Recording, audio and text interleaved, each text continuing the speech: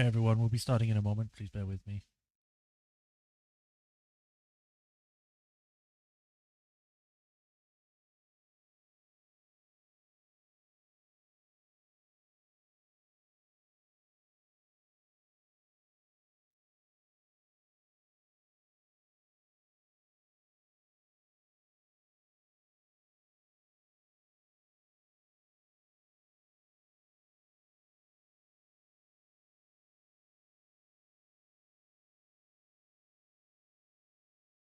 Okay, that's done. These close and close.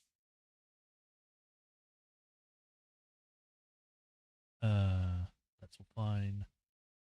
Connection seems to be okay. Showing up on there. I think we're good to go. So, hello everyone. Hi. Welcome to another stream. Hope everyone had a nice Christmas week. I had a okay one until like Thursday, but I'll get to that in a minute. But I hope everyone had a good Christmas. Hope everyone's having a good New Year's Eve. And we'll have a nice New Year's. Hope everyone got what they want. Everyone had a nice time. Everyone had a lot of food and all that stuff. Today we are continuing with the Great Ace Attorney Chronicles, the second game, Resolve, where we had done the first case with Susato pretending to be a guy because they wouldn't allow a woman to be a lawyer, at least in these times in Japan. So there was that. We managed to prove the person innocent of any wrongdoing because it was actually the photographer who did it because he hates those damn British people. But we managed to do that, and I think we either are going to be continuing with Susato or we're going to be going straight back to Naruhodo back in Britain, but we shall find out as we begin the second case today. Hey, Rafatron, welcome. So before we get into it, just as a reminder, I don't know if people have seen the post that I made early, like in the beginning of the week or on Patreon, but essentially I am currently suffering from a ear labyrinth infection or whatever you call it, which is messing up my balance and like vertigo and all that kind of thing. So it makes it a little hard to concentrate at times or focus on things. So I might be more out of it than I would usually be. So just keep that in mind. So if I take a bit longer than normal, then that would be why. And I may have to leave at some point to take my medication or to like stop the stream because it's too much at one point. But for now, it's fine. So we'll see how it goes. And like I said, depending on how bad or good it is over the week, I might have to cancel some streams this week or not. But we shall see. Other than that, yeah, I think that's everything. So let us get into this. See how much we can get done.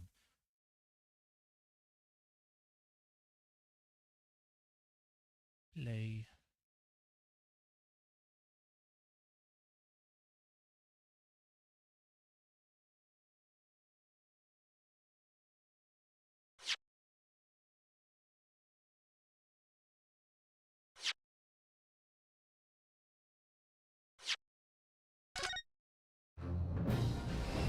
Oh, Chronicles. It's been too long, game. It's been too long. I've missed you. Refresh here, see it's showing up. Yes. Oh, by the way, I also found that one of my settings for my microphone is a bit weird. Let me go into this.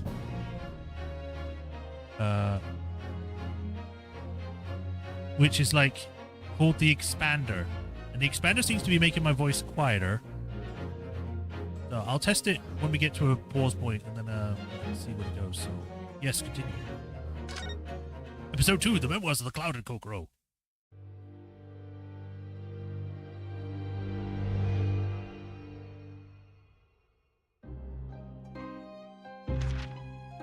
It was a ghastly tale of a winter's night.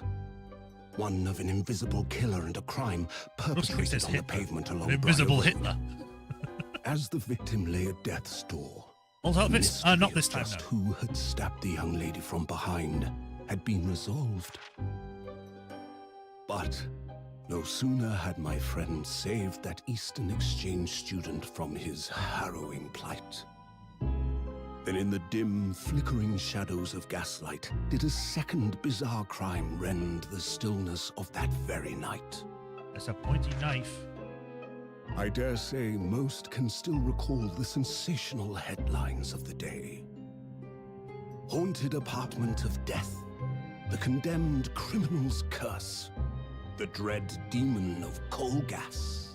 Coal gas. Yet, though the great detective had at once discerned the truth upon his arrival at the scene, it only proved to be the overture that announced the rising of the curtain on a most tragic play. Of Shakespeare. My name is Ryunosuke Naruhodo. I'm a fledgling lawyer, just starting out on my journey. 6 months ago, I arrived as a visiting student of law. Having made the long voyage across the sea from the Empire of Japan up to here, London, England. Excuse me as I just choke on nothing. And on the way, in quite extraordinary circumstances, I made the acquaintance of a world-famous detective.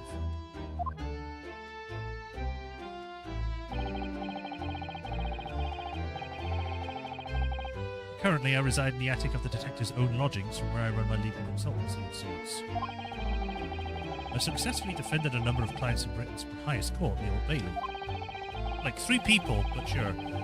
But since a particularly grueling and unforgettable legal battle 4 months ago now, I haven't returned to the courtroom.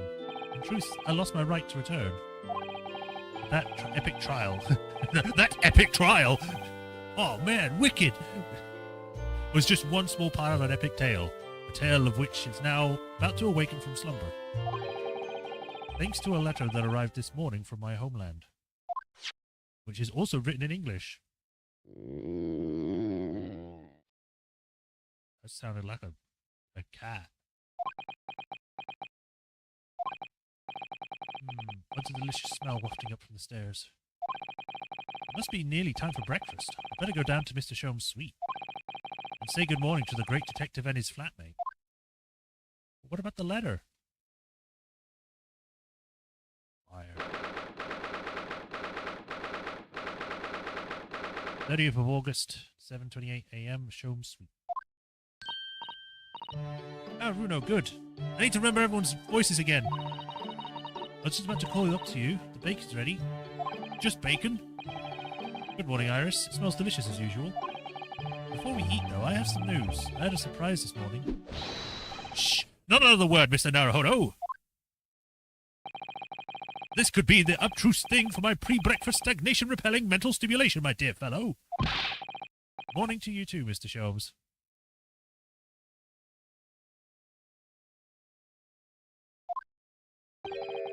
Ah, yes, I see. So that's it. Why are you so close?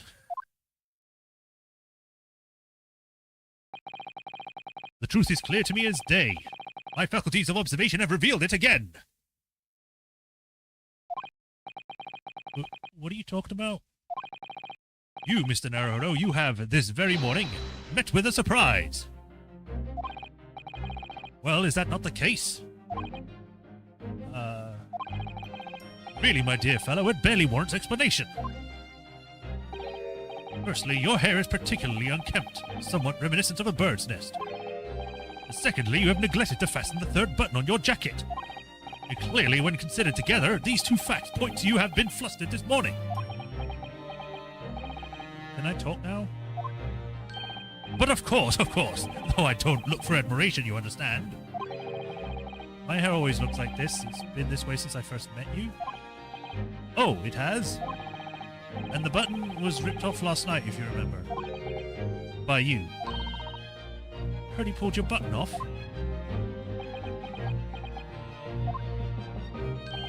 Ah, yes, I recall the incident now. Oh, it was after supper, was it not? As the evening advanced, I picked up thy violin. I can't say violin, apparently. And began to play the wailing notes of a haunting tune. But then, to my utter dismay, the 3rd string snapped. Why did it have to happen? Why? Little wonder then that in my vexation I grabbed the 1st button I saw and ripped it from its proper place. Well, I'd like it back now, please. It's troubling me that I can't fasten my jacket. I mean, you can't just reattach it. You have to, like, sew it back on and everything. And it's troubling me that you expect me to know where it is. Somewhere thereabouts on the floor, one presumes.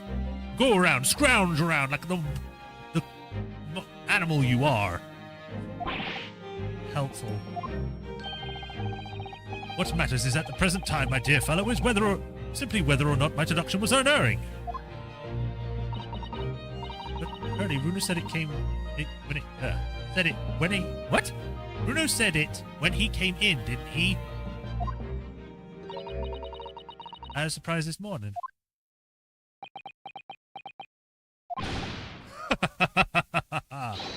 Well, that really is a surprise.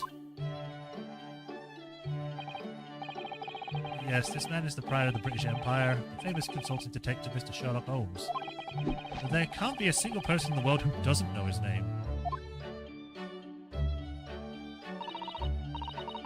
Alright then, enough of this silly conversation. Come and eat this bacon before it gets cold. And I have a new herbal tea for you to try too. My latest special blend. And there we have Iris Wilson, Mr. Sholmes' lodger and companion. A truly exceptional young girl who's the author of a highly successful serialization here in London. Yes, The Adventures of Sherlock Sholmes, as published in Rant's magazine.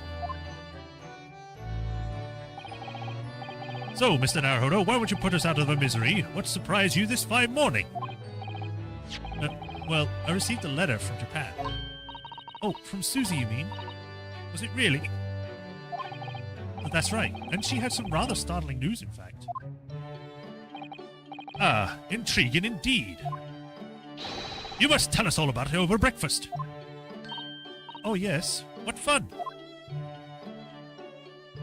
Okay, well, I'm going to look at everything first.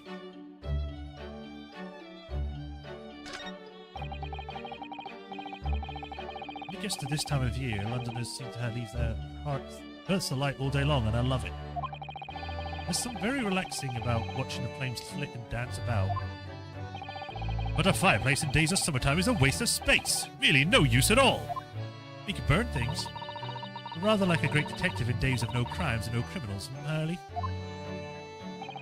But consider this. Instead of a fireplace, a frost place. That's my latest idea. An extraordinary hearth from which emanates a cool breeze in the hot summer months. What do you think? I think if you invented such a thing, your name would go down in history.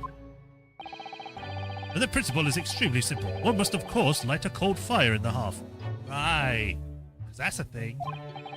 Yes, of course. Brilliant. The trouble is, none of the fires I built ever burn cold. How it taunts me. So as you British say, it's a bit of a damp squib. Who the hell says that? I've never said that.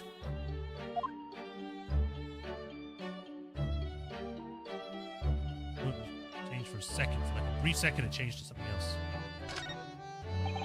Ah, yes, the huge metal chest with the lace cloths laid on it. Being used as a table on the coffee. That doesn't look like it's made out of metal. Looks like a suitcase. It's very sturdy, and that's for sure. Firmly locked shut. That chest contains my father's detailed records of Hurley's main cases. Many. Yes, I've been led to believe, though personally I've never actually seen inside. It's a big enough size a person could fit inside. And that's the way it will stay. Those papers are a secret between Daddy and me. If you go opening it uninvited, you might find yourself being bitten. What? Is there a beast inside there or something?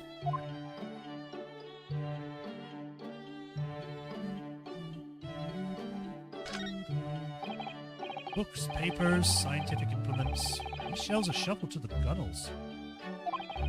Mrs. Ada wouldn't be able to help herself if she were here. She can't stand messes. I mean, she stood it for a while when she was here before. Susie might not be able to stand mess, but she couldn't bear touch to those shelves. Oh, why not? Well, everything's in intricate balance. Hurley's spent ages on it. If you were to touch even one thing, the whole lot would come tumbling down. Susie noticed it was very delicate arrangement, right from the outset. make it sound like meeting of great minds. But the truth is, Mr. Sholmes just needs to tidy up. Other side. He got his machine back, it looks like. Iris just bites him. Ah, yes, Mr. Sholmes' faithful musical companion. Isn't this violin made by somebody famous? Yes, it's a Stradivarius. Though I'm afraid you'd have to save up for 100 years before you could afford one, Bruno. But didn't you buy it for a song, Mr. Sholmes? I found it in a pawnbrokery among the forfeited articles. It clearly said Stradivarius on the label. What? The ignorant broker had no idea of its true value, you see, so I paid a mere 55 shillings for it. Yes, I have something of a turn of shopping. Sherlock Sholmes, bargain hunter. He was the first, like... what are they called? What was it called? Storage Wars, that was it, or something like that. Storage Hunters. He just goes to a random pawnbroker. I shall buy this for 5 gold. This one had a body inside. A new case.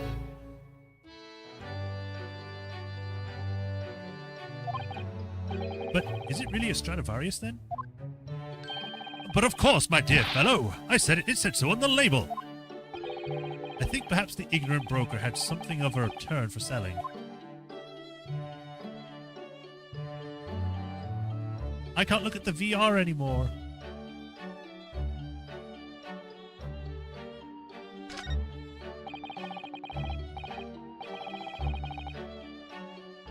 That machine really is imposing, isn't it? But I can never remember its name. I heard he calls it the Great Analytic Scope. It can analyze anything at all. That doesn't really help me. What does analyzing something even mean? Ah, an extremely astute question, Mr. Naruhodo. Sorry? Well, as Iris said, my machine here spits out analysis results of anything with which you care to present to it. But how to interpret those results, that's the key. And I confess I have no idea. You made the machine. Hey, Swordmaster, welcome. Great Deku Tree Lego set. Oh, cool. Nice. Clearly, I'm going to have to construct a great analytoscope. Oh, he's going to have to make a great analytoscope to solve the problem so we can figure out how to use the original thing. That might not help. To the next side. These are different pieces of evidence from cases you've solved, aren't they, Mr. Sholmes? Not quite, Mr. Naruhodo, not quite. These are trinkets, our selection from cases I've solved with particular aplomb. They are souvenirs of my success. Memories, Mr. Naruhodo. Memories! Really? So, tell me about the case in which the bust of Napoleon featured. I forgot. Memories, he says. Wonderful, Mr. Sholmes. Wonderful. Happy New Year, happy Advanced New Year. Yeah, Happy New Year, Advanced New Year to you too. Welcome to 2025 in 4 hours? No, more than that. 8 hours. 6. I can't do maths. Especially right now. Yes, this is where you note down ideas, isn't it, Iris? What's in the melting pot today? A blue carbuncle. Yes, it's from a case of the theft that Hurley solved ages ago, the theft of a precious stone. A carbuncle is another name for a garnet, you see. It's also a name of a Final Fantasy summon. Especially if it is cut with a rounded top. Oh, really? This garnet was blue, was it? Well, that's the thing. They're usually red, not blue garnet. No blue garnets have ever been discovered. Oh. So who knows what the stolen gemstone actually was? It was an amethyst. That's the real mystery of the case. A proper Sherlock Sholmes conundrum, huh? Tea set. I look forward to finding out what aroma your tea will have, Iris, every single day. Ah, well, I infuse a different concoction of herbs in the garden every time, so it's never the same twice. When you call it a concoction, it sounds more like a science experiment than something for tea time. Oh, yes, that's because different blends can have different properties. Some calm you down, some make you feel jolly, some give you energy. Today's particular blend is something quite special, so you're really in for a treat. It's a gun! Starts like mixing the team. You use a spoon to do that, and you put a gun in it! That sounds ominous.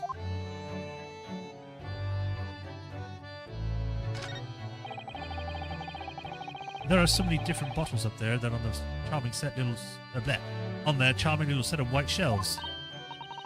Oh, do be careful, Runo. You mustn't try the contents of those bottles, even if you're hungry. I wouldn't do something stupid like that. I'm not a child, you know. Or Apollo. Well, I wish you'd stay the same to Hurley. The other day, he polished off a full bottle of one of my alkaloids. He what?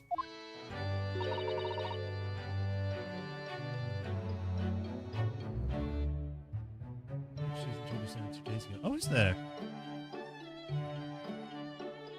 He said he was hungry. I'll be extra careful.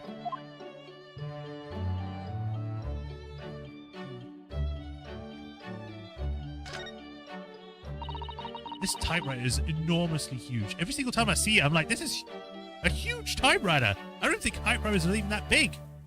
Even old ones. I can type with my eyes shut, you know. I can believe it. When the deadline's approaching, you sound like a Gatling gun. And that reminds me of a dream I had the other day. It was such a funny one. It woke me, actually. I was typing for a whole hour in the pitch black, but I didn't make a single mistake.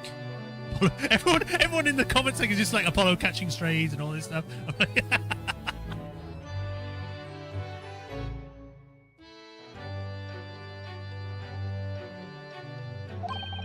that's incredible.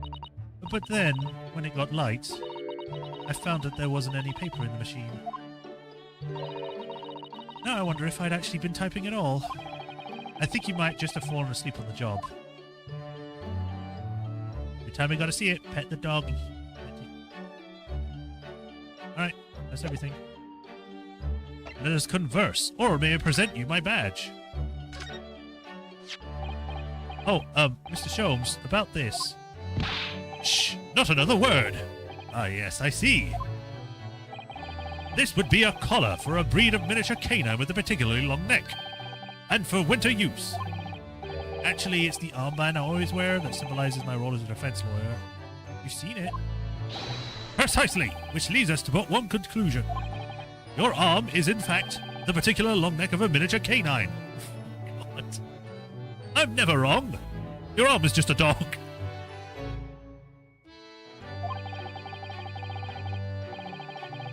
I'm starting to wish I'd never shown him this now. The man's barking mad. Alright. This letter that arrived from Japan this morning by international post. Well, this is the letter. Oh, how lovely. Look at Susie's beautiful writing. I wish I could read it. I mean, this is in English. This is in Japanese, but this isn't. And this. All these stamps. And how is your digital assistant faring, may I ask? She's very well, thank you. In fact, according to what she's written, she's actually appeared as a lawyer at the Japanese Supreme Court and won a case. Really? Oh, isn't she wonderful? A cut above your good self, my dear fellow. I've won cases too, you know. Apparently, Mr. Natsume appeared at the trial as a witness. Natsume. No, I don't recall the name. Of course you do. We helped the man twice. You know, in those two cases that took up the Briar Road 6 months ago. Ah, the mustached twitchy man with the somewhat feline eyes and a mustache. He didn't have two mustaches, Hurley.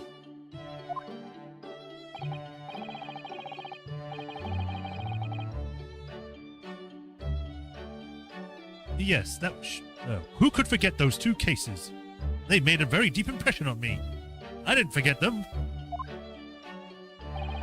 Although I must confess, the details are a little hazy now. A very deep impression they made on you, clearly.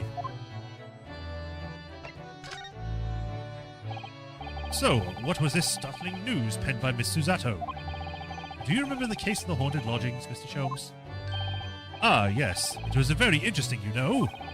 I don't feel entirely uncertain about the case. The nature did not occur. He's totally forgotten then. Anyway, in her letter, Mrs. Addo asked that we read over the case notes again and investigate further. Though it took place half a year ago? For what purpose? Because of something that Mr. Natsume said to her, apparently. He suggested that the real reason why she was called back to Japan so suddenly might have something to do with that case of the haunted lodgings. Oh. On Mr. Natsume's return to Japan, Mr. Zado's father questioned him about the case, she says.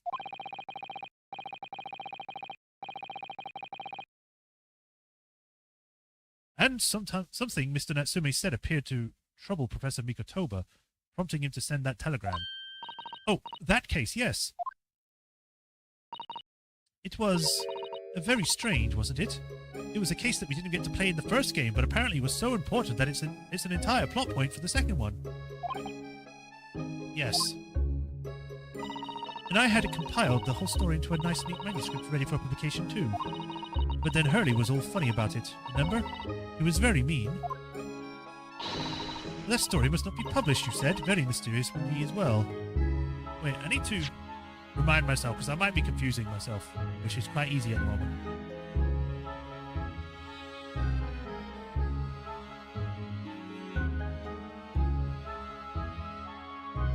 Haunted Lodgings. We didn't do any case about that yet, so...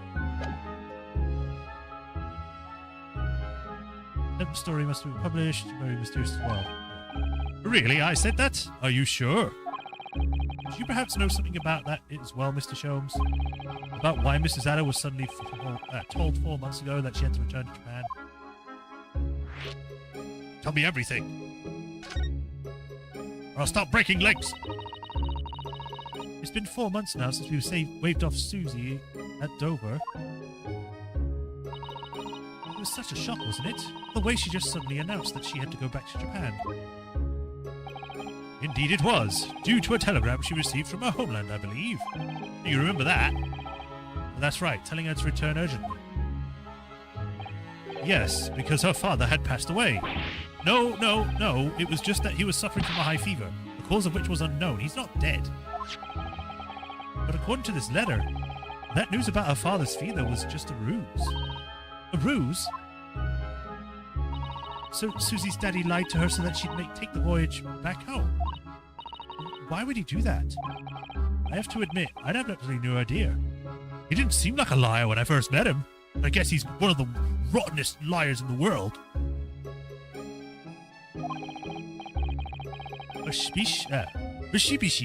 But she believes it's almost certainly related to the case of the haunted lodgings.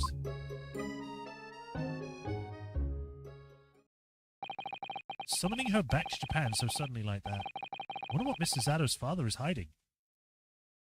There's a grand conspiracy we have to solve. Hurley, do you know what it's all about? He's got his coat on. Ah, well, who can say? What? But you said... Please, I have engagements, my dear fellow. My calendar is quite sparse and surprisingly full today. And a stringent analysis of the matter would be excessive, I feel, if it weren't for quite a leisure. So, man the fort in my absence, won't you, Iris? I will, Hurley, don't worry. See you later. Take her with you! Take your child on an adventure! I had to!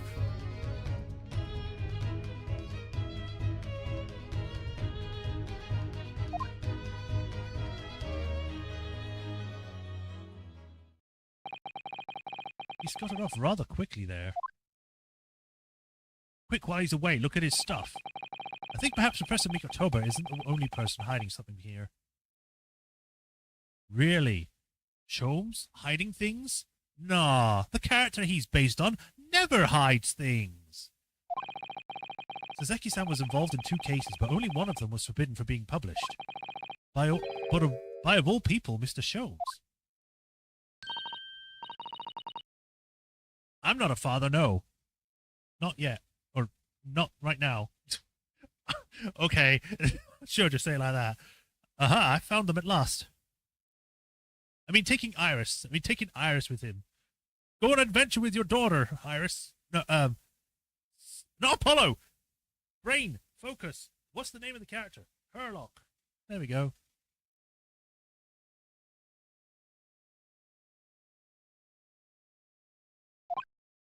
Iris, are they the notes about the case? That's right. Susie and I compiled them together.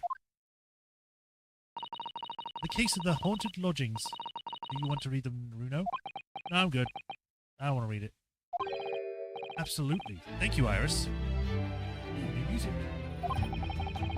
Or is it? I have no idea what secrets could still be hiding in the shadows of this case.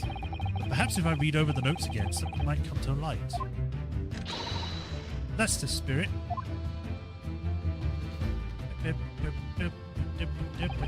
And so, Iris and I decided to read over the case notes again together. Everything from what happened to our investigation and that fierce battle in court that followed. Reliving every detail. We just need to find a clue. I have all the time in the world. Because, of course, I'm no longer allowed to practice law in the courts of Great Britain. Why? What happened to make you not be able to do that?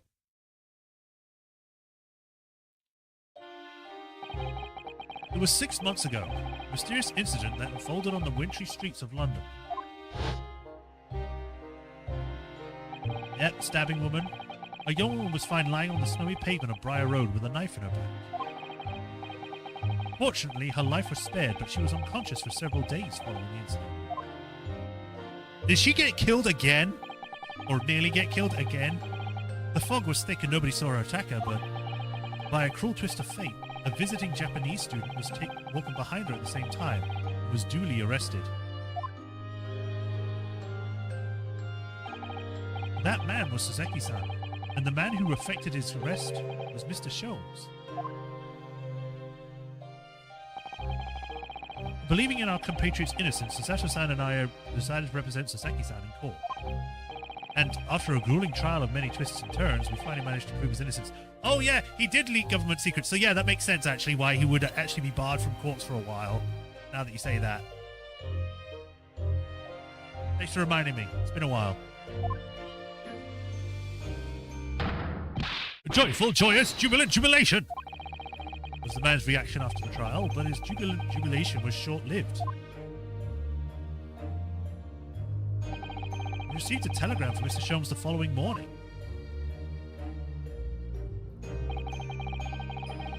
The victim of Briar Road stabbing has regained consciousness. Hurry to Bart's at once. So Sasato-san and I summoned a hansom, and headed immediately to the hospital. I assume this is supposed to be like a carriage thing, but I've never heard of a hansom.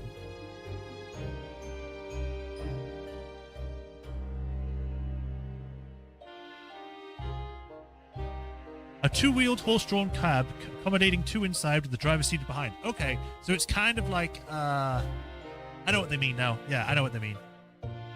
It's the one with the guy that has like a long stick with a whip at the end of it.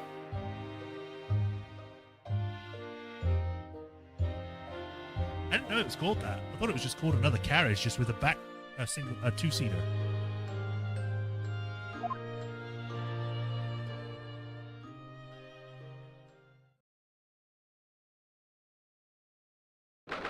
That's new.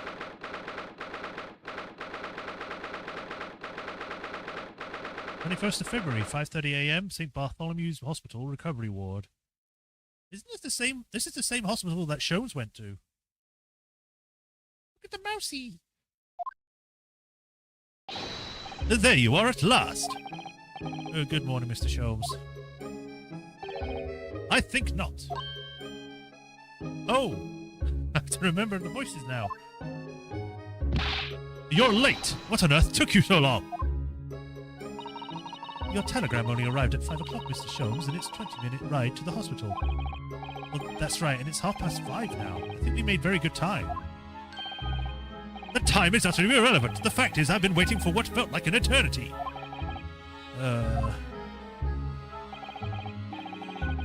In point of fact, I myself was awoken at 4 this morning by a telegram boy.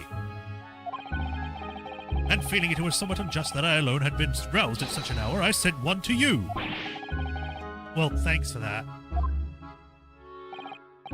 Pet the mouse. Oh, dang hiccups. Anyway, you're here now. The victim is over there. She's only just regained consciousness. Look how small she is there. She's a lot smaller than I thought she was. In the thing, she looked massive. I don't mean width-wise, I mean also height-wise. You should introduce yourselves, and I shall observe from here.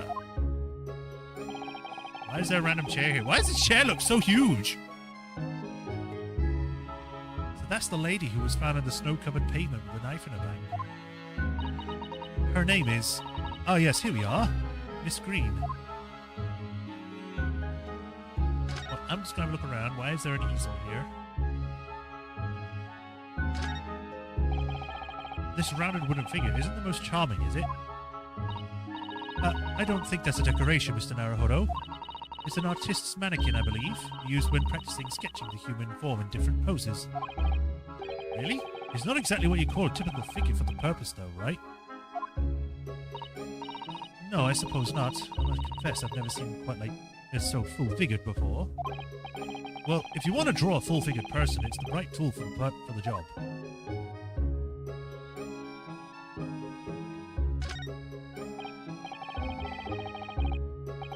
This looks like the patient's treatment notes. Let's see. Do not feed. What is this place? A zoo? You know, I seem to remember an almost identical sign in our local park. For the pigeons, yes? This is a person. Poor woman. Hope she hasn't read this.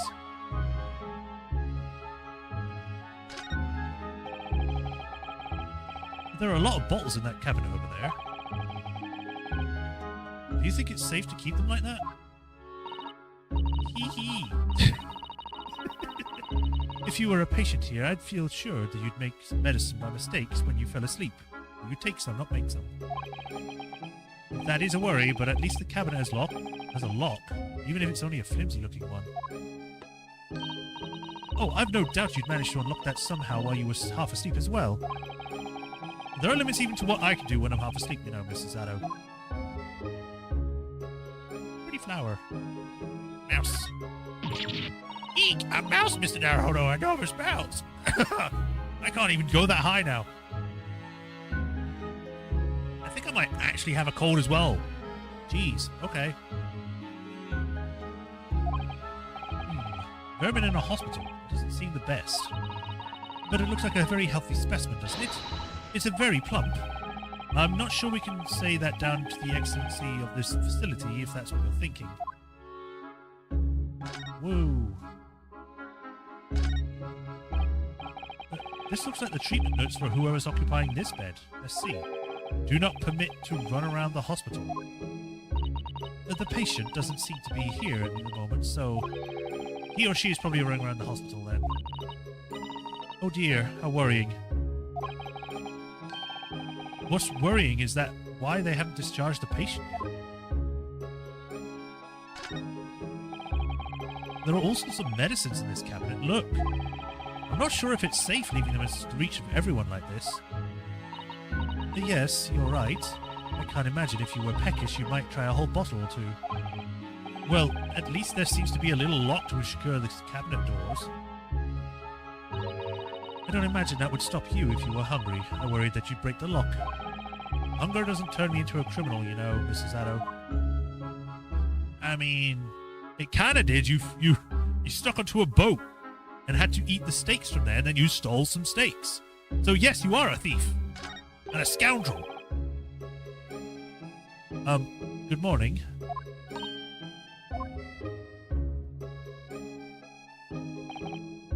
Hello, Ryunosuke Naruhodo, from the Empire of Japan.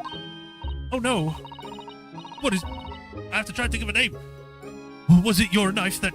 Are you the man who... No, I'm a lawyer. And I'm Sasato Mikotoba. Pleased to meet you. Oh no, was it your knife then? Are you the one? No, I assure you, I'm Mr. Naruhodo's judicial assistant. Well, we heard that you regained consciousness and wanted to come give you your best wishes. Our best wishes? For me? Thank you? I'm Olive Green. I come from Olive Garden, where they sell bread and other fresh food. I'm an artist. Well, no, that's not right, is it? I mean, trying to be an artist. Well, what I really mean is I desperately want to be an artist. But the truth is, I don't have any talent. I know I don't. It's no wonder I was stabbed in the back, because you suck at art. I suck at art, no wonder I was stabbed. I don't think that's related, actually.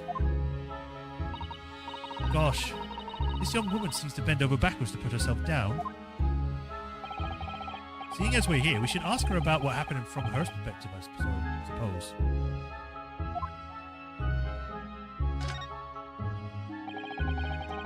To suddenly be struck in the back by a blade as you were walking along the pavement. What a terrible experience you had, Miss Green. It was so cold that day, and the fog was so thick, I couldn't see a thing. That was 4 days ago now, I think. Isn't that right? Yes, that's right. I'm afraid you've been comatose all that time. But the case has been solved, hasn't it? While I've been here in hospital, I mean. Indeed it has, my dear madam, spectacularly by none other than I, Sherlock Sholmes. Actually, it was me. For sure. Mr. Sholmes, as you well know, it was Mr. Naruhodo's hard work in court that solved the case. Are you yet to hear what happened, Miss Green? Yes, I'm afraid so. The gentleman from the police force is supposed to be coming along to fill me in shortly. Oh, I see. Me coming round seems to have made everyone frantically busy. I'm so sorry. I should never have regained consciousness. I should always be just unconscious forever. It was so selfish of me. Oh no, we're so relieved that you were in the mend, Miss Green. Really we are. With that kind of attitude, maybe her surname should be Blue, not Green. Color jokes. So you're an artist, are you, Miss Green? Oh no, I couldn't possibly claim that. I'm a fledgling artist at best. I mean, I'm a student of art, really, at the Thorndyke Academy of Fine Arts. Oh my, an Academy of Fine Arts. Great Britain is such a wonderful country. They have things for such useless things as painting, not like Japan. Tell me, Miss Green, do you live hereabouts? Oh, no, actually. I don't deserve it, but I have a little flat on Brixton Road. I see. How very interesting. Oh, no, is it? Brixton is some 10 stops away on the underground from here. And Thorndyke Academy is a mere 3-minute walk from Brixton Town Centre.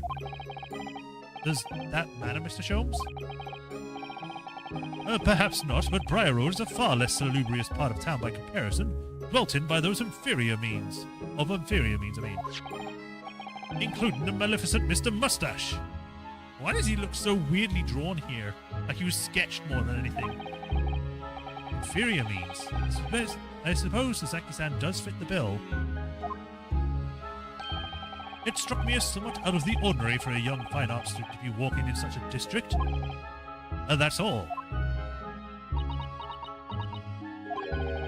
What's this? She suddenly climbed up.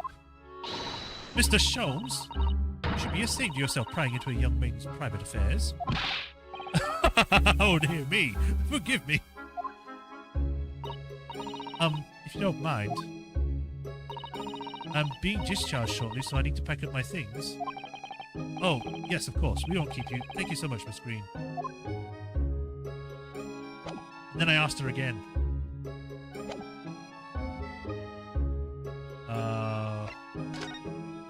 Did I just leave now? I feel we need to spend a little more time investigating here. Okay, fine, I won't leave. That must be a bag of Mrs. Green's personal belongings. She would have been brought directly here after she was found stabbing the pavement. I expect a friend or a family member brought along some things for her. Alright then, let's see what's inside. A change of clothes, no doubt. And why are you looking inside a suitcase? No, Mr. Naruhodo, you must never scrutinize a young maiden's personal belongings. Even if there's a case, you should always not do that, because I don't want you to look at stuff. But the young maiden might have chocolates, or biscuits, or caramel. Okay, maybe in this case, Ryunosuke should not look inside.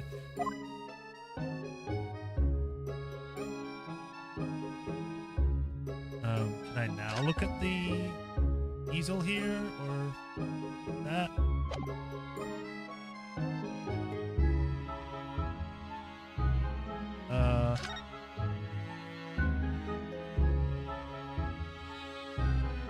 Oh, picture. Look, there's a photograph in this frame here. This looks like a guy. That's for sure. Looks like a guy. Oh yes, there's a picture of a young gentleman. He looks to be about the same age as Miss Green, I would say. Perhaps the young woman's special someone, do you think? Or her brother. My, Mr. Naruhodo, I didn't know you had a sense for matters of the heart. Not in the least. I sincerely said the first thing I thought of. That was literally it. That's all the thing we need. Is there a Mr. Narrowfodder here? Mr. Narrowfodder! Narrowfodder now? No one can get his name right. Well, if you're looking for Naruhodo, the lawyer, that's me, but... Ah, Mr. Narrowfodder, good.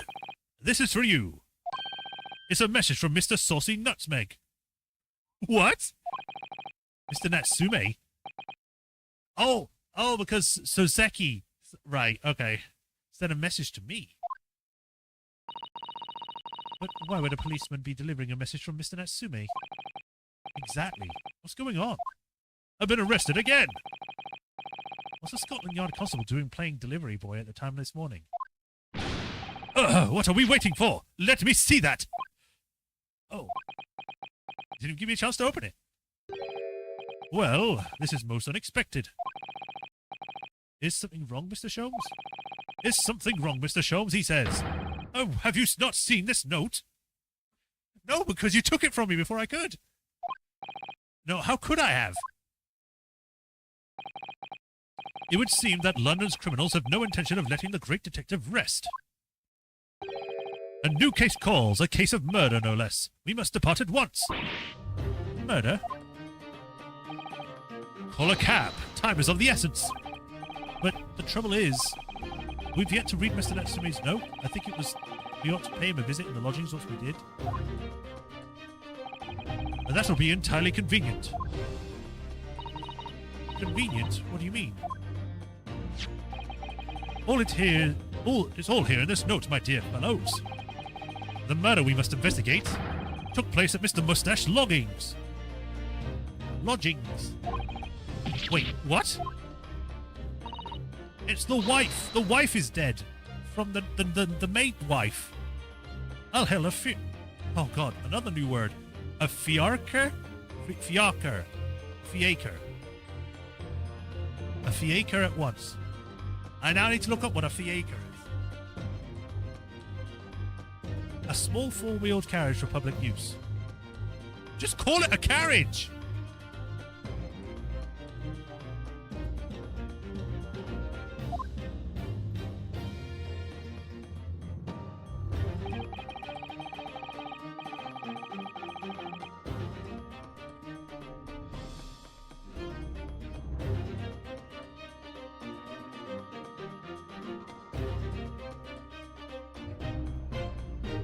I had to check something. It was only yesterday that Sasaki-san was in court and we were dispelling doubts about his innocence. And now, the very next day, there's a murder at the man's own address? He may very well be the unluckiest man alive. Or so it seemed to us at the time, but we are soon to discover it was worse than we thought.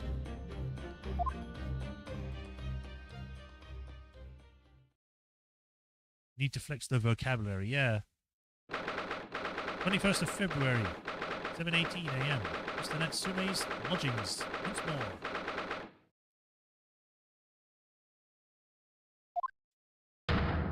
Oh, God. What on earth? Oh my, the gentleman is deceased without question. He's dead. Is he just playing dead, though? Because why would he just be lying here? There's no way that Mr. Natsume would just be like, there's a dead guy in my room. Locum student, Mr. Naruhodo Esquire. Mr. Natsume. Oh, why? Why is this happening? Why to me? I've only just gotten out of court yesterday. I was finally home after 2 days of misery. And then I wake up next day to this.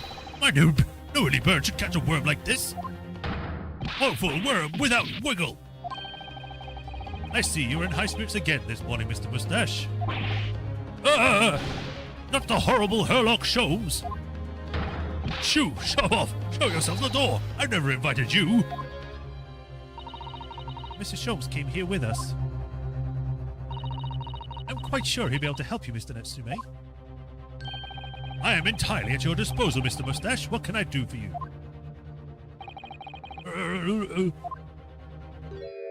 Oh, hi there. Here we are already, the busybodies. Ah, Inspector Gregson. What a pleasant surprise. Pleasant, is it? Give me heartburn every time I see your face at a crime scene, Jones. This is before he was, like, not discredited, but, you know, showed up as to be a bad guy. Whatever. You know, he was a douchebag, essentially.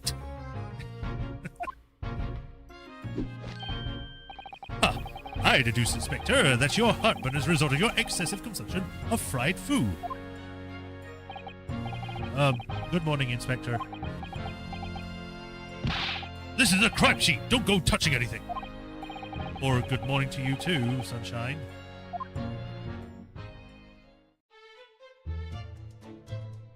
Excuse me while I look over everything. I'm gonna look over here first.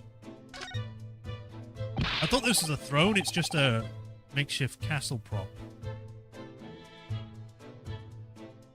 Oi, I said hands off. You're gonna mess up the crime scene. Oh, no, I just wanted to look, that's all. No chance. I know your kind. You'll mess it up just by looking at it. Ugh, someone's in a bad mood. There's certainly some bad air in here, isn't there? Alright, it sounds like I'd better talk to the inspector first and try to curry some favor. Okay, then. So, Inspector, what was the victim's name? Who was he? Mr. William Shakespeare. He's a lodger here. As you can probably tell, he was an actor. A bit of a dead loss, as it happens, or just dead. Oh, Mr. Shakespeare. It was the landlord, Mr. Old Garideb. Or, yeah, Mr. Old Garideb. And the other lodger, Mr. Natsume, who found him. The fella didn't rise at his usual hour, so Garideb got worried and kicked the door down. Seriously? The guy who has an injured leg kicked the door in? Yeah, but doesn't Mr. Garideb have a bad leg? Yeah, you're right there. It was that jittery Japanese hunchback over there who actually did the kicking. Really? The Zeki-san? The victim was pretty hard up, it seems. He'd done some time inside of petty crimes. He had no money, no place to go, and no friends. His only acquaintance with the people in this house. Miserable life and a miserable end to it. So, what exactly is Mr. Natsumi doing here? He's not involved in the investigation, so shouldn't you have sent him away from the crime scene? Well, I'm not saying it's because the fellow looks odd or anything, or that he acts suspicious, but I thought it would be prudent to take a statement from the culprit, cohabiter. You clearly said culprit there, didn't you? His racism is showing! Oh dear, Mr. Natsume seems to be under suspicion again. It certainly seems that way. He doesn't just come across as such an odd fellow, doesn't he? Oh man, how unfortunate. If only he wasn't odd. Anyway, I can't say much about the coroner gets here. But I don't think the fellow's gonna be gone that long. The body's still warm. Even if the inspector would allow it, I don't think I could bring myself to touch a dead body. I think this is actually the first time he's, like... No. Never mind. I was going to say it was the first time he touched a dead body, but no. I would kind of have to think that he saw his friend's dead body. he also saw... I think one other one.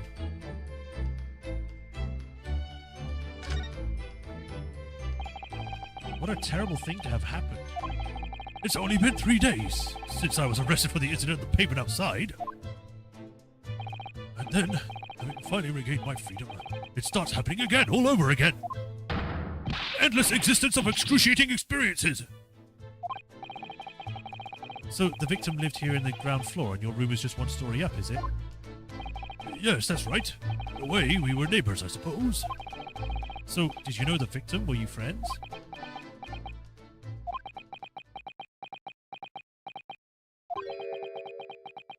Okay. Okay, buddy. What's the matter with Saseki-san now? It was an innocent enough question, wasn't it? Why does he seem so shaken by it? Well, I suppose he wasn't a complete stranger. But did he ever invite me to his room? Never! On my honor, I swear it! I was half expecting, like, Cyclops to appear, but then I remembered I'm not playing Phoenix, so...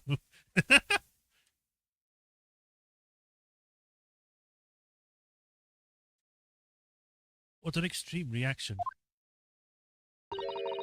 You're probably wishing you'd never asked now, aren't you, Mr. Naruhodo?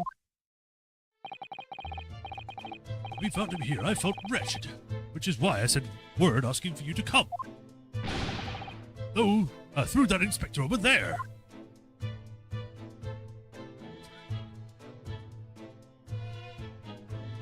What are you doing? What are you doing? No one can see you, yes, surely.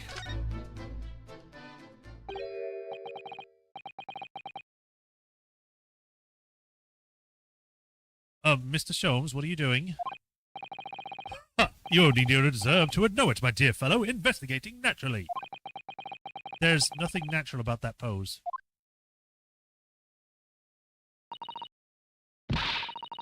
Mr. Sholmes, have you made some miraculous discovery?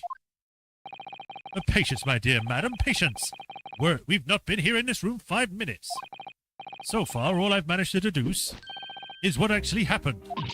Oh my god, okay. I've only been able to solve the case just immediately. My goodness. But isn't that everything we need to know, Mr. Sholmes? Now that you propose the idea, I believe one could indeed see it that way.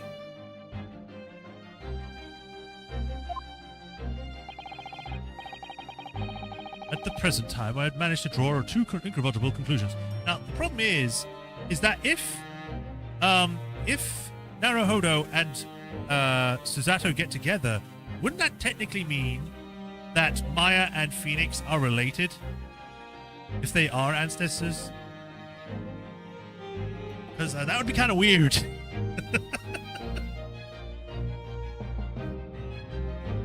Because honorary ancestor means that, you know, they're not actually blood related. They're just like, oh, because you were such an important part in this life, or whatever, in this time, you're considered part of the family. Whereas actually marrying into the family and giving birth to children and all that would be a part of the family. But it would be weird. It would be very weird. At the present time, I've managed to draw into 2 incontrovertible conclusions. The first, that there was a physical struggle here last night in which the victim fought for his life.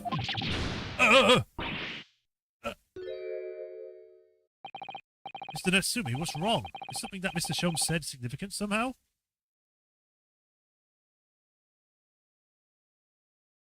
Great-grandma?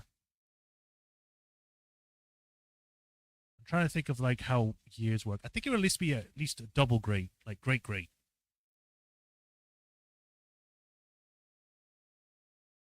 Mr. Natsumi, what's wrong? Is there something Mr. Sholmes said significant somehow? No, don't mind me. I forget I was here. And my second conclusion is that there was a poison lingering in the air here last night that passed the victim's lip. No, nonsense! Alright, Mr. Natsumi, why are you reacting so extremely to Mr. Sholmes' seductions?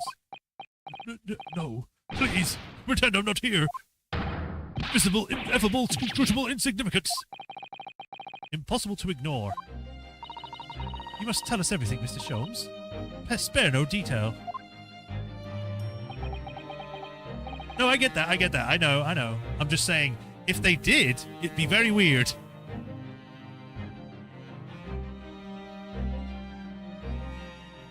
But of course, let the theatrical tragedy before us be unraveled by my great deductions presented for your pleasure in 2 acts. Yes! The deductions are back! We've heard some truly astounding great deductions from Mr. Sholmes in the past. No doubt this will be no exception. What miracles will unfold before our eyes this time? I wonder if this is one of those cases where it's just all going to be deductions and there's no, like, actual trial. Because that would make the most sense to reintroduce the players back into it. Because it's supposed to be a sequel. Granted, it would be better if it was just all one game, because then I would have to do this again, but it's fine.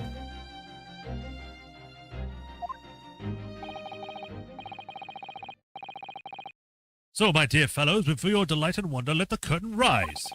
For the Sherlock Sholmes Logic and Reasoning Spectacular, Act 1. The Great Deduction. The game is afoot. It's a mixed one. Okay. Cause of death. Woo, he's dead. Careful observation of the victim reveals to us the events that transpired in this disconsolate room last night. From the foam at the mouth of the deceased clearly indicates the use of a poison. Next to the victim, we notice a large dining plate which contains, you will observe, one half of a sizable bar of soap. Meaningful, indubitably. You sure that's not just cheese or something? Why is this soap set so purposely upon the dish, like the victim's last supper, in fact? Yes. Could it be that the man was about to eat it? Of course, the fork reveals the answer. He's like, what? He's looking directly at the audience. It appears that the young man's appetite was his undoing.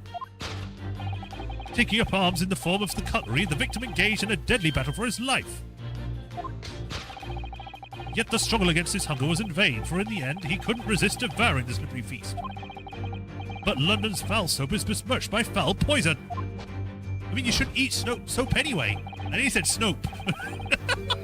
Yes, the victim's life was claimed by poison that tainted the contents of the palate.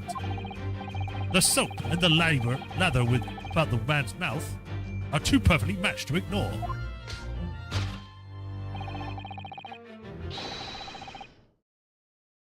The cause of death was clearly intoxication due to excessive ingestion of foul soap. Though personally, I have greater interest in the taste of foul candle wax, of course. That was fast. That was a quick one.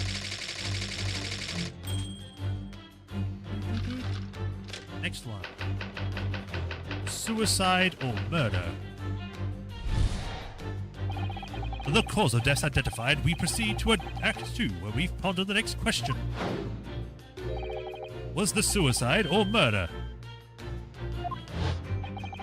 The audience will recall the death occurred during the victim's last supper.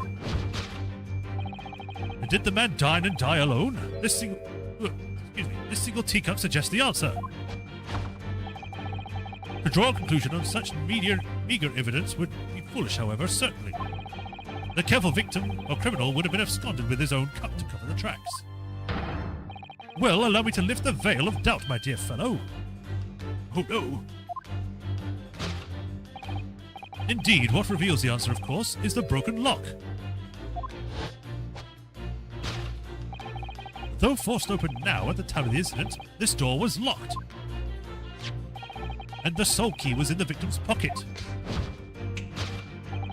In other words, when the victim consumed the poison, he must have been alone. Alone with his inferior soap from whence wafted an inferior scent.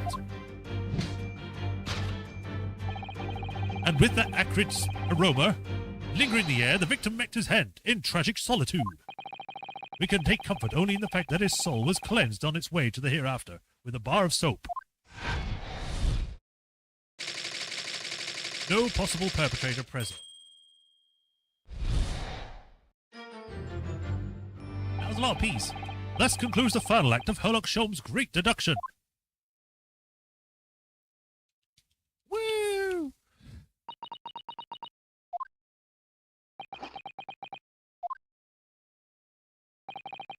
There's just one thing, Mr. Sholmes. You are disposed to identify just one thing, aren't you, Mr. Naruhodo? Pray, what concerns you? Well, no matter how hungry he was, do you really think the man would have eaten soap? It is quite apparent that the man had barely a penny to his name. It is a curious thing, but to one so destitute, soap can appear quite irresistibly appetizing. How extraordinary. In truth, I have tried little soap myself in the past. Of course you have. You've eaten... Sorry about that. You've eaten it, you mean? My dear fellow, it was some time ago now. My postulation was that it could cleanse my gullet. Or my gut. And did it? As I writhed in agony on the floor and spilt the contents of my stomach, yes, I believe it did. The experience taught me a valuable lesson. Soap is quite poisonous. It is an unpleasant taste and leads to great discomfort. In a summary, I cannot recommend it. Thank you. Believe me, I wouldn't eat it even if you did. There's something that troubles me as well, actually. Oh, what's that? It's Mr. Natsume. I couldn't help noticing shuddering and quivering out the corner of my eye. Almost as if Mr. Shelm's deductions touched a nerve somehow. Nonsense. Oh, he's about to scream. He's like immediately tried to calm it down. Well, that clenched teeth episode didn't last. I think, judging by Mr. Natsume's reaction, that the great detective's deductions may need some gentle corrections in order to reach the actual truth. Yes, Mr. Shelm's observations and deductions are sometimes a little too sharp. He has a tendency to hit the nail on the side of the head and drive it in at an obtuse angle. When he does that, he falls to me to straighten things out. I'm the guy that holds the nail and guides him to hit it. Alright then, let's see what we can do. Yes, we must pick out the key words in Mr. Shelm's quite brilliant deductions. And discreetly exchange them for something that makes a little more sense. If we can do that, I'm sure we'll arrive at what Mr. Shelms meant to say in the first place. In that case, are you ready for the second performance of the day? 1 second. Just need to do something. There we go. Yes. Are you in that ready for the next place of the case? Once again, my dear fellows, for your continued delight and wonder, let the curtain rise. For Herlock Sholmes, Logic and Reasoning Spectacular, Act 1. In we go again. Whee! The flip side. Course correction. Hold it, Mr. Sholmes.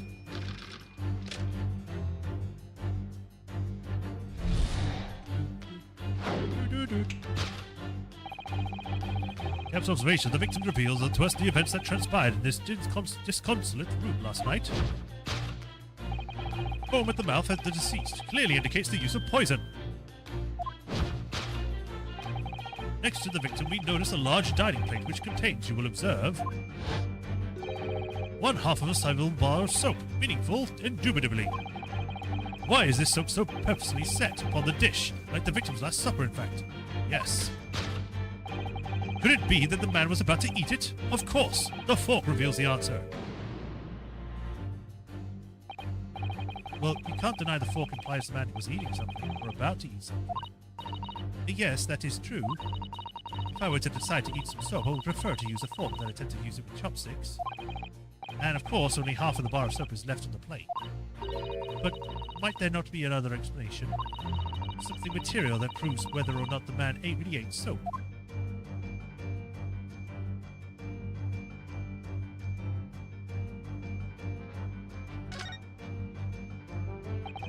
Do you think he was drinking tea with his soap? The tea's cup's empty. There's no way of knowing.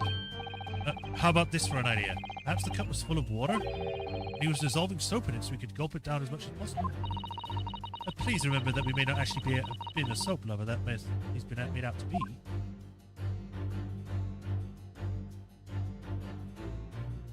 Oh, I can only go this and that way.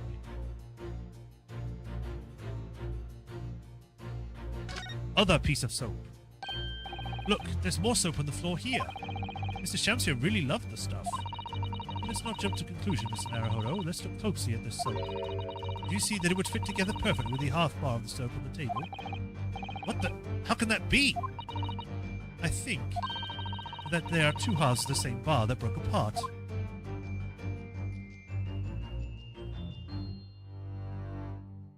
So I think it would actually be this then, because that proves that he didn't eat it. It's just that the other part fell on the floor. Take that! Whee! I shatter your expectations. Could it be that the man was about to eat it? Of course, the other piece of soap reveals the answer. It being the other half of the soap on the table. In short, the victim was not eating soap at all. But it's obvious, really, for no depths of hunger could drive any man to attempt to eat soap. Oh my god, he just completely changed his idea. Even I, with my unquenchable thirst for practical knowledge, took only a single bite. But that begs the question of how the man was poisoned, because there's no sign of any food on the table. An excellent observation, Mr. Naruhodo, and one that furnishes us with the answer we seek. For the Londoner's soul soap is besmirched by foul poison. Yes, the victim's life was claimed by poison that tainted the contents of the plate. Mr. Sholmes is still pushing the soap argument then. But perhaps he's suggesting the man licked the soap rather than ate it. If soap in London is that poisonous, I don't think I'd want to wash my hands with it. It's not. It's very bad if you try to eat it. I've had my mouth washed out with soap once. It was disgusting. And it left such a just horrible taste in my mouth. There's no signs of any food in this room at all. Of course, food isn't the only thing that passes people's lips, is it? No, it's also words. His words were poisonous, and it killed him.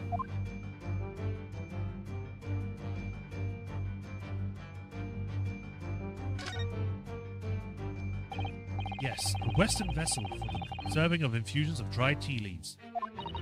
It's a teacup, Mr. Nahiro, as you well know. Stop putting on airs. If it's empty... Ah, so we've already established that the victim wasn't eating soap when he died. However, there's still significant evidence to suggest that he was drinking tea. My thoughts exactly. Oh, guess I'm presenting it. Whee! Yes, the victim's life was claimed by poison that tainted the teacup. Indeed, teacups. Cups have been a vessel of choice for practicing poisoners over the centuries. And it would appear that this victim drank every last drop. There's no sign of food anywhere in the room. Which leads us to the immutable conclusion. The cause of death was clearly intoxication due to ingestion of poison contained in this teacup. Woo! Poison in the teacup. Solved.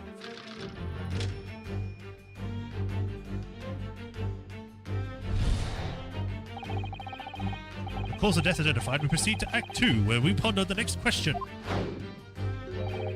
Was this suicide or murder? The audience will recall that death occurred during the victim's last supper. Did the man dine and die alone? This single teacup suggests the answer. The Western vessel for infused hot drinks again. Already featured heavily in our deduction so far. Yes, we can imagine that shortly before his death, Mr. Shansby was having a drink of tea. There would be nothing remarkable about that, but what troubles me is Mr. Natsumi's reaction when he heard Mr. Sholmes suggested it. There's more to this deduction than it seems. We must closely examine the scene of the crime scene again for more clues. Oh, now he's holding another cup. It's another Western vessel for review. It's a teacup! And is empty. Given that he's actually holding this one in his hand, we can assume that this is the teacup from which Mr. Shansby was actually drinking. But if that's the case, this changes everything. Everything we've deduced up to now is turned on its head. I have a bad feeling about this. I almost don't want to say it. Yes, I know exactly how you feel. Well, too bad. Take that! Natsumi is a killer.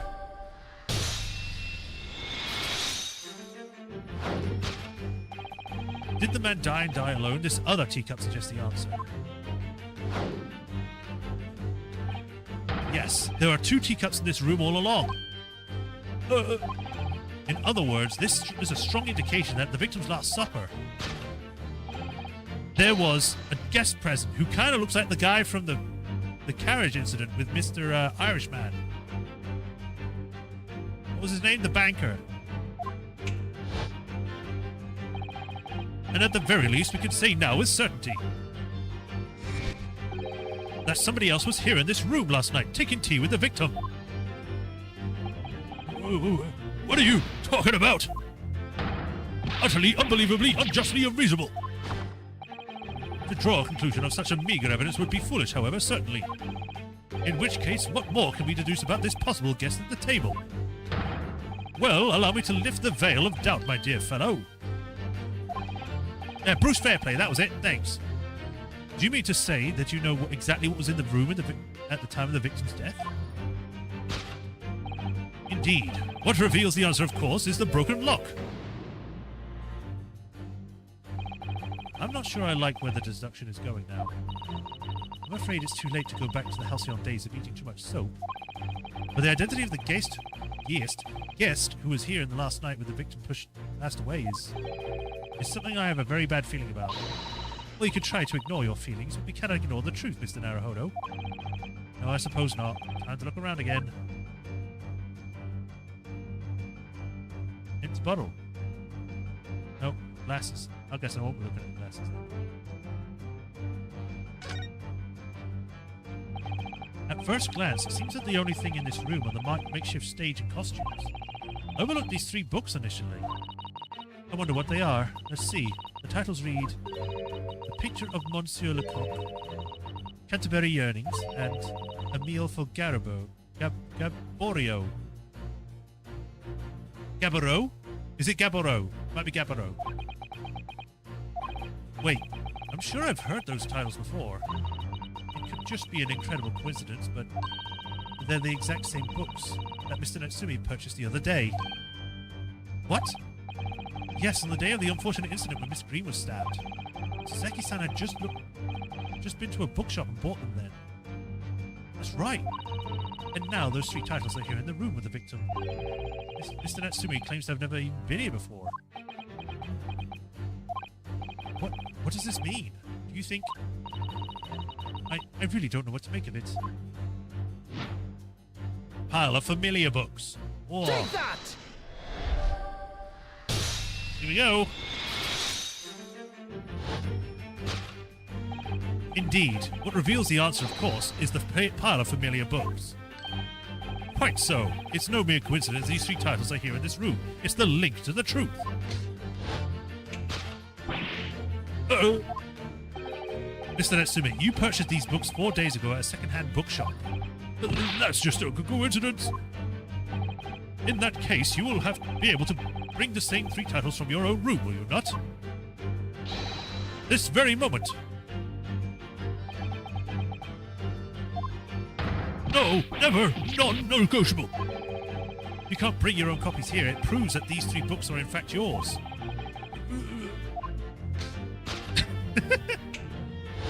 Why is he standing like that?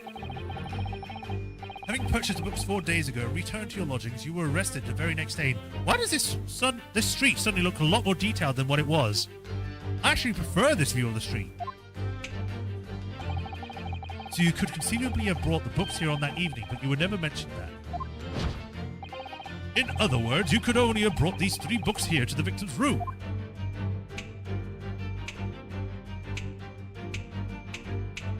Whee! Whee!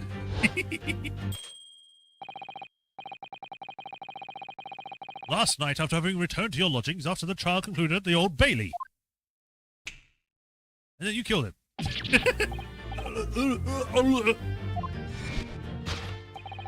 In short, there is only one possible conclusion. The victim died here in his room last night as a result of poisoning. And that same night, the victim had just had a visitor. And that visitor...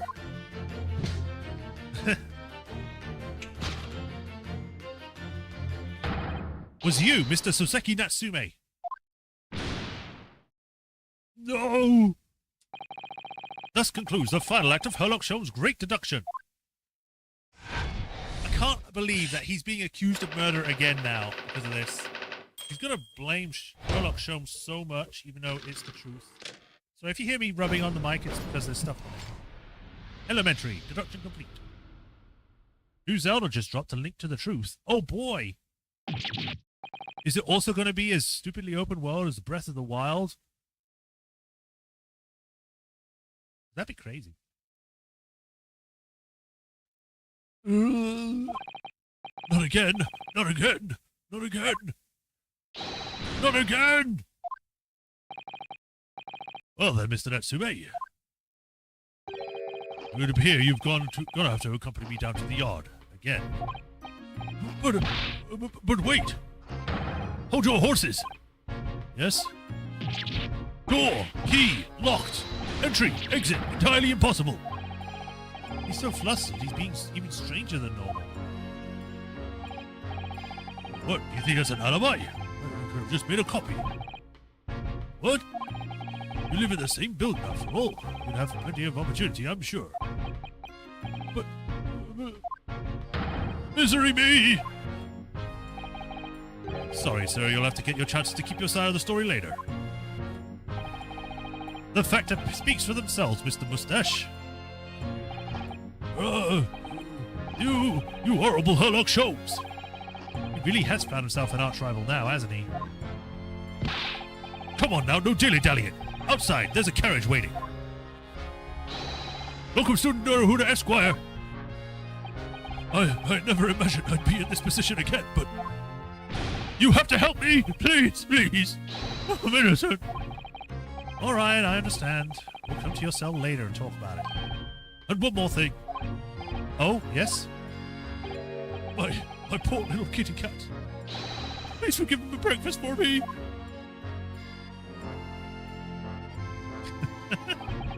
And so, his evil curse still apparently unbroken. Soseki-san found himself once again the prime suspect in a case of murder. Thanks to the incriminating deduction of the great detective. We also helped. We came to this conclusion because of us. Without us, he would have thought that he died by eating soap. My dear fellow, that honor belongs to you.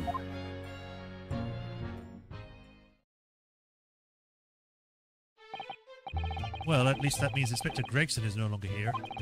We can examine the crime scene in more detail now. Yes, that's right. And of course... What? Have you forgotten that with the inspector mentioned before, it was the landlord, Mr. Garrideb, who discovered Mr. Shamspear? Mr. John Garrideb, yes. I expect we could find him in his sitting room on the top floor as usual.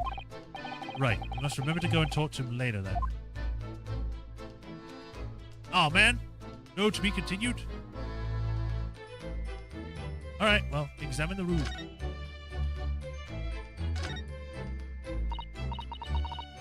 Oh, the poor man, so young to die. Do you suppose it was a very painful death, being poisoned as he was? I don't know. All we can do now is hope that he'll be able to reborn to a better life. Yes, I suppose you're right. I wonder. Do you think that putting your hands together in a Japanese prayer will help British souls? Sorry? I made sure I had a reference at the ready for just such an occasion as this, actually. Alright, Swordmaster, thanks for stopping by. Good to see ya. This book is entitled The Beginner's Guide to Praying for the Departed the British Way. You punched them in the face and called them a wanker. I'll just reread it now. One moment. There's quite a spine on that book, isn't there?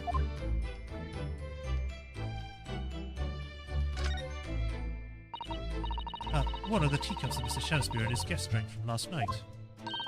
But don't go drinking from that, Mr. Naruhodo. There's bitter poison inside.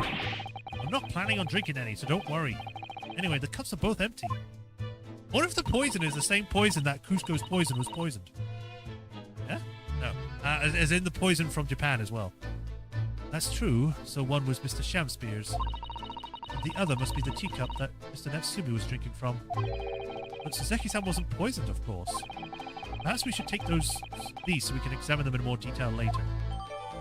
Oh, we're just stealing evidence now. Okay. Oops, let me do that.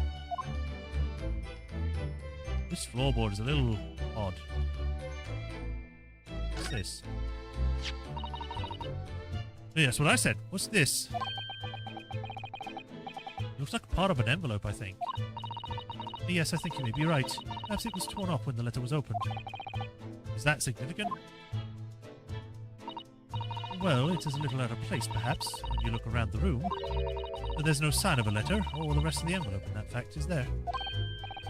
She's right. And yet, here we have the torn-off end of the envelope. It just strikes me as unusual. I agree. Better take this, just in case. Torn-off end of the envelope has been entered into the court record.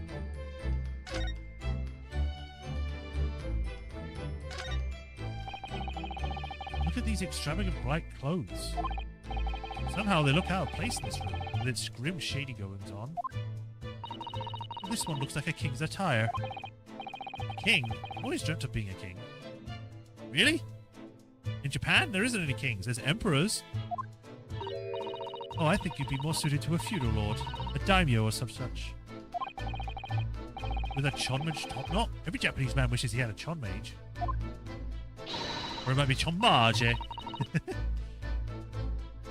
Oh, you'd look wonderful with one, and you already have the sword. Can you imagine what would happen if I walked around the streets of London with a chonmage and a sword?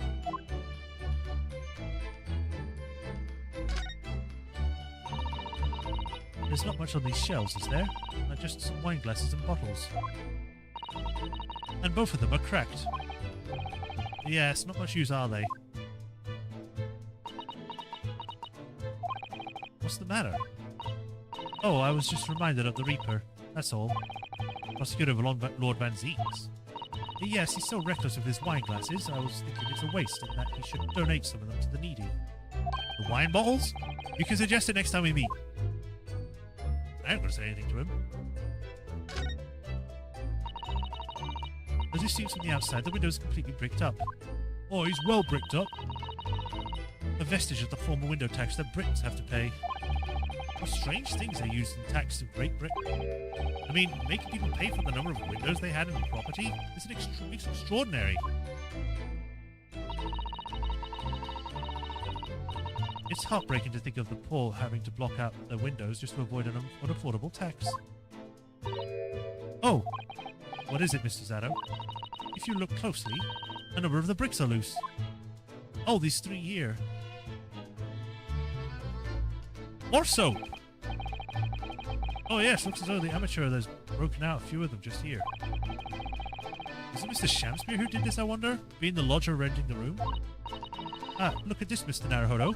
On the outside, there's a little ledge. And there's something on it. What, outside?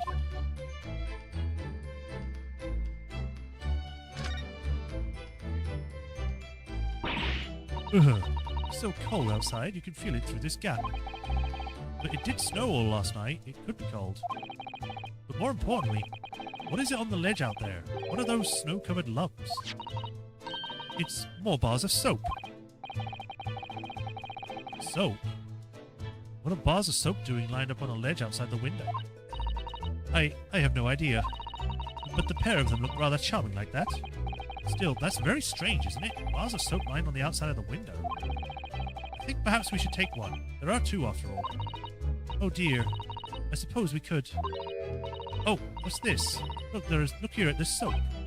Do you see in the middle there? There's a patch that's a different colour. It's sort of transparent, but some sort of fancy design, I suppose? Only in Great Britain. Or, this is the poison solidified into a sort of like ice, I guess, or another bar of soap. So then when you put it into a drink, it then becomes poison. Looks like the Hinomaru flag of Japan, doesn't it? How wonderful. It's probably a very expensive brand. Expensive? What's it doing on the ramshackle old room? Ah.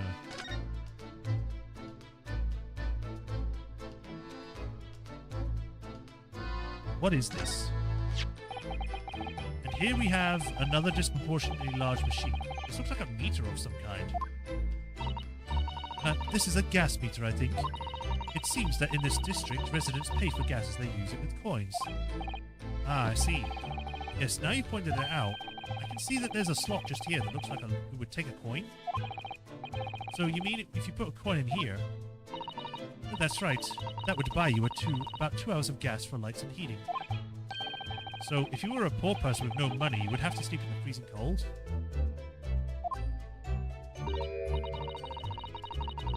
Yes, or if you were a scatterbrain with no change because you forgot to exchange your money back to the bank.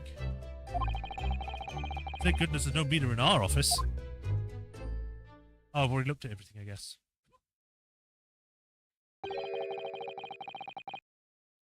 Looks like having a good time snooping around, eh? Inspector Gregson! Back so soon? After I threw that little Japanese fella in the clink, I went and reported this to the investigation division. In 5 minutes' time, this place will be cordoned off by the yard. Oh, I see. Well, better leaving then. Poor Mr. Natsumi must be feeling very low, being back in the cell once so soon. Uh-oh, he's moving! I'm sure we should probably go and...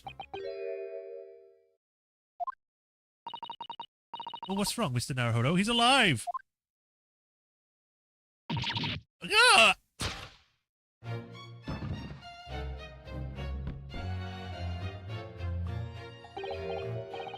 Out, out, brief candle, life's but a walking shadow, a poor player. That struts and frets his hour upon the stage, and then is heard no more. Now, how soundeth the next part? It is a tale told by an idiot full of sound and fury, signifying nothing. Indeed! Oh, happy day!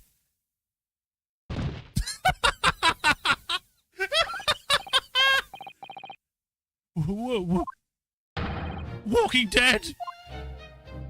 He just collapses.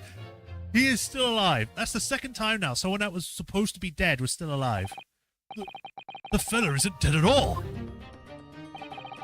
What was that nonsense he was saying, though? I think. Yes, it was from William Shakespeare's Macbeth. A soliloquy from Act 5, Scene 5.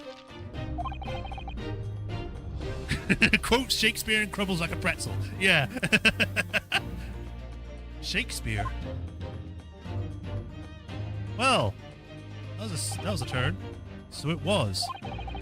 The victim, Mr. William Shakespeare, came back to life. If the man had indeed been poisoned, it transpired that it hadn't killed him. Before it, possibly ends the case, let me have a look at this stuff. So we got this back again. Oh, we've still got this map. Oh.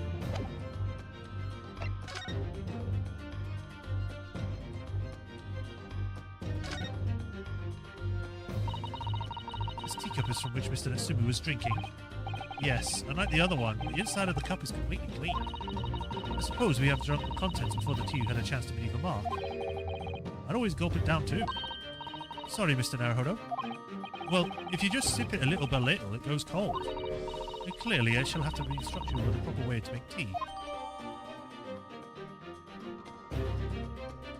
No tea ring on the inside of Mr. Natsumi's cup. There is this weird, I don't know, chip on the side. You don't want to drink on this side, you cut your lip.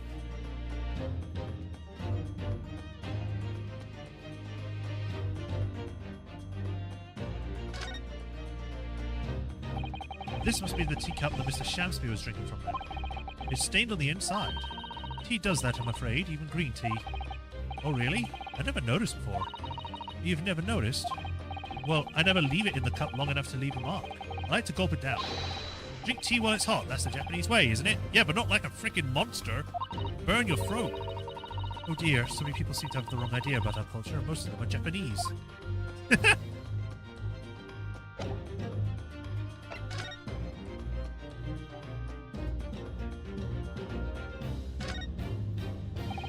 Whoever opened this envelope didn't bother with the letter opener or scissors, did they?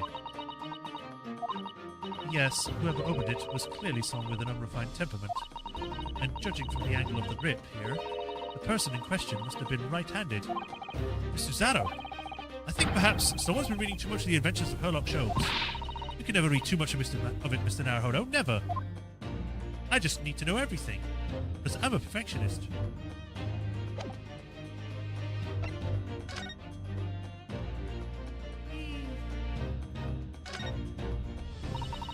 collar's a different colour. It's an exquisite design, isn't it?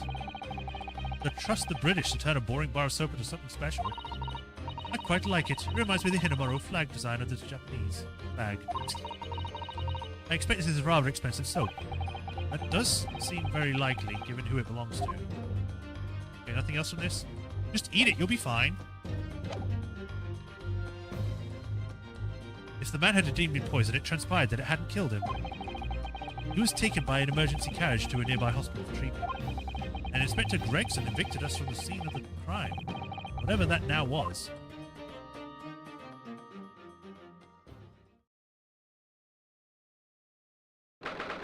I've seen you before as well. 21st of February, Briar Road. Whatever do you think will happen now? Good question. What a strange situation with Mr. Natsumi, arrested for murder, but then the victim comes back to life. I think perhaps the victim was never dead in the first place.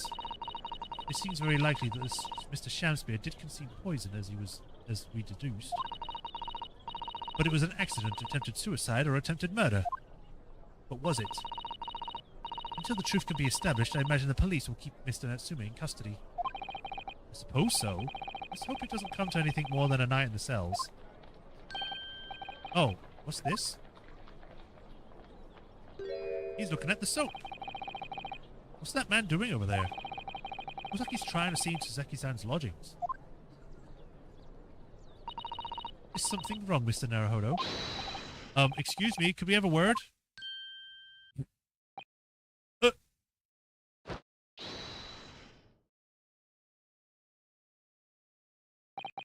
He just ran off.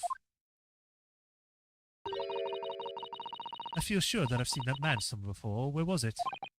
I do too, but I don't remember.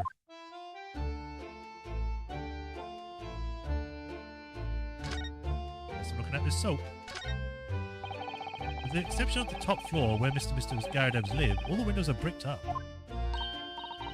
Yes, that's because of the old window tax that was charged on the number of windows property had. In order to pay less tax, the poorer members of society filled in many of their windows. The tax has since been abolished, hasn't it? So the windows could all be opened up again, surely. Unfortunately, it would appear that the residents of this district can't afford to pay the work done. Yes, that is a sad state of affairs. Especially for people like poor Mr. Natsume, who would have lived all cooped up in a windowless room. I suppose that's the price you pay for living in very cheap accommodations. It all seems rather pointless when you put it like that. Nothing about the soap? Okay, fine. There's always seemed to be a bicycle outside the Garadeb residence.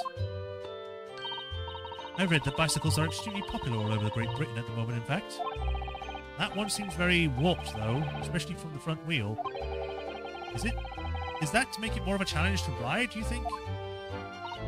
No, I'm afraid that may be a result of the rider's incompetence. The front wheel to be so badly warped, I'm afraid the rider might have been similarly afflicted. Then, there's a good chance Mr. Natsumi had been practicing with his bicycle, I think. Oh dear, I fear you may be right.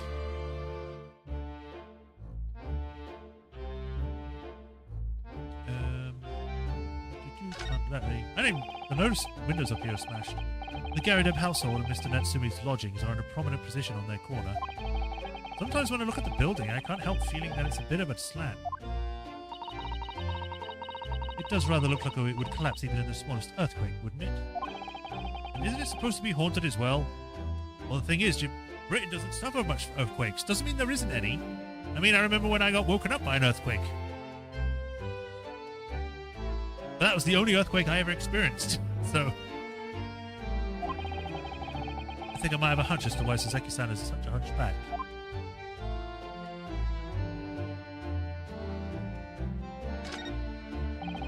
London's blanketed in fog again today. Fog. And the sky is covered in cloud. Well, if you look carefully in the distance, you can just make out the Crystal Tower being built. Still. Oh, the Crystal Tower, yes. The centerpiece of a great exhibition that's supposed to open up in 6 months' time. Everyone's talking about the Great Exhibition of London at the moment, it seems. Well, it's to be the largest event of its kind anywhere in the world, with technology and scientists from all over. I can't wait for it myself. You're not going to be here in 6 months. You abandoned me like everyone else. You think visiting students from Far East like us will be granted entry? The last great exhibition that was held in London had more than 6 million visitors, it seems. And this time the British has determined to make it a bigger success to outdo the Paris Exposition. I see. That's an incredible number of people. With so many people expected to attend, who should easily be able to slip inside unnoticed?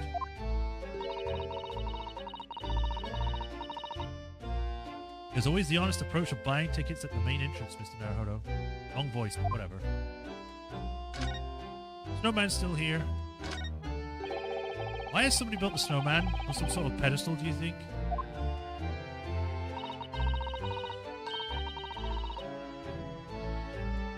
That's not a pedestal, Mr. Naruhodo. That's part of the snowman's body. Really? But it already has a perfectly good body. Well, it's true that British snowmen are usually made with 2 balls of snow, as this is foreign. Well, now I'm looking at him as if he's strange. Poor man, I know how he feels. If anything, it's Japanese and British 2-ball snowmen that are the strange ones, isn't it? After all, real people do have 3 sections. Head, torso, and legs. Do you ever think that perhaps you think about things too much?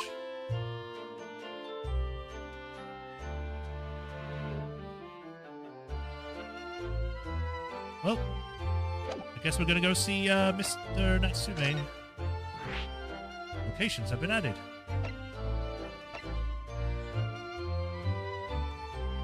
I must still be questioning, so I can't speak to him yet. Okay. Gary Deb's room. Perhaps Gina will be there. Maybe. This place is still burnt. Oh, everything's all straight now. Much cleaner. Very nice. Except for this. This is still slanted. Here we are again. The eccentric landlord's eccentric top floor abode. We're here because Mr. Garrideb's the one who discovered the incident this morning, don't forget. Ah, you chaps, eh? Yes, good morning, sir. Thank you for your cooperation in court yesterday. It was quite a trial. As much for Mr. Garrideb as anyone, really. Came straight back here after all that business at the Bailey yesterday. Bailey. Didn't expect to wake up to more bally nonsense this morning.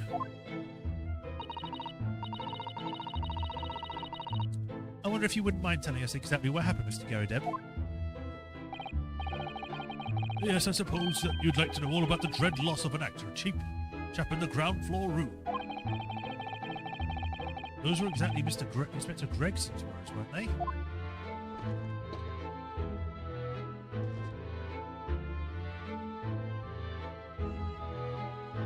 He's actually standing.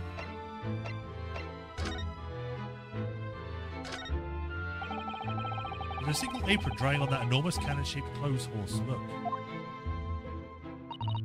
No, Mr. Naruhodo, that's a real cannon. I knew that. I was just testing you. Piece of history, that is. See plenty of action on the main battlefield, I can tell you. Now, the old girl and I are just enjoying the peace and quiet of retirement together. And, of course, she'd come in handy and the enemy decided to launch an attack again. Is there a war going on that I don't know about?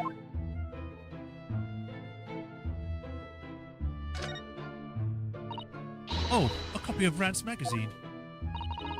The Adventures of Sherlock Holmes is being read all over London. Isn't it wonderful? Naturally, one asks oneself if such a singular detective could really exist. But having met the chap, it's undeniable. He is most certainly singular. Singularly dangerous.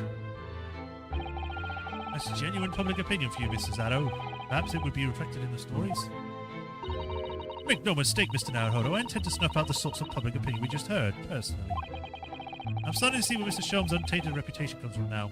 It's just Suzato. Suzato's the only one that matters, because she's just like, oh, there's someone that doesn't like Mr. Sholmes? Time to get rid of them permanently.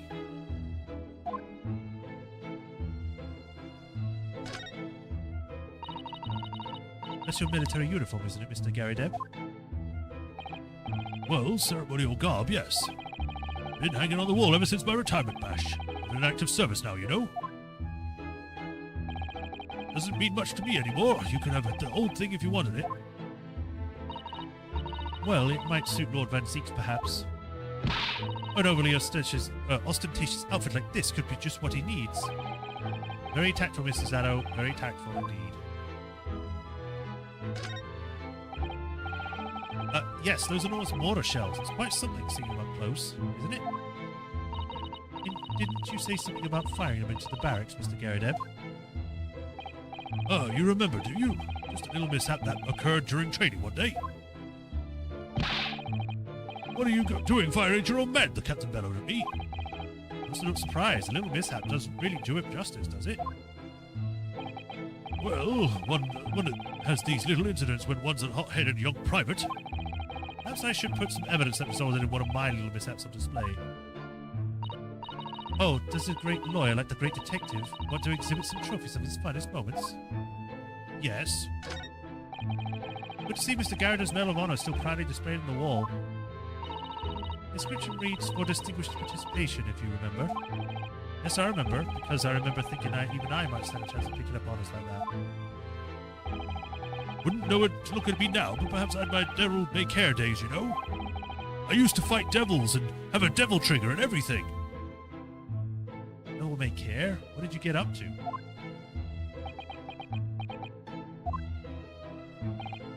Well, all in the past now, of course, and besides, left there.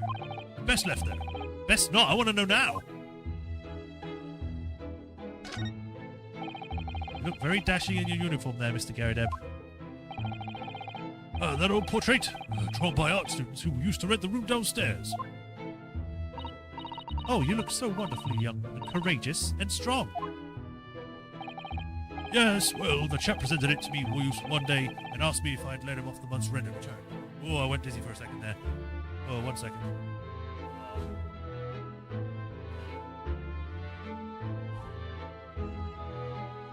Hopefully we can wrap this up soon.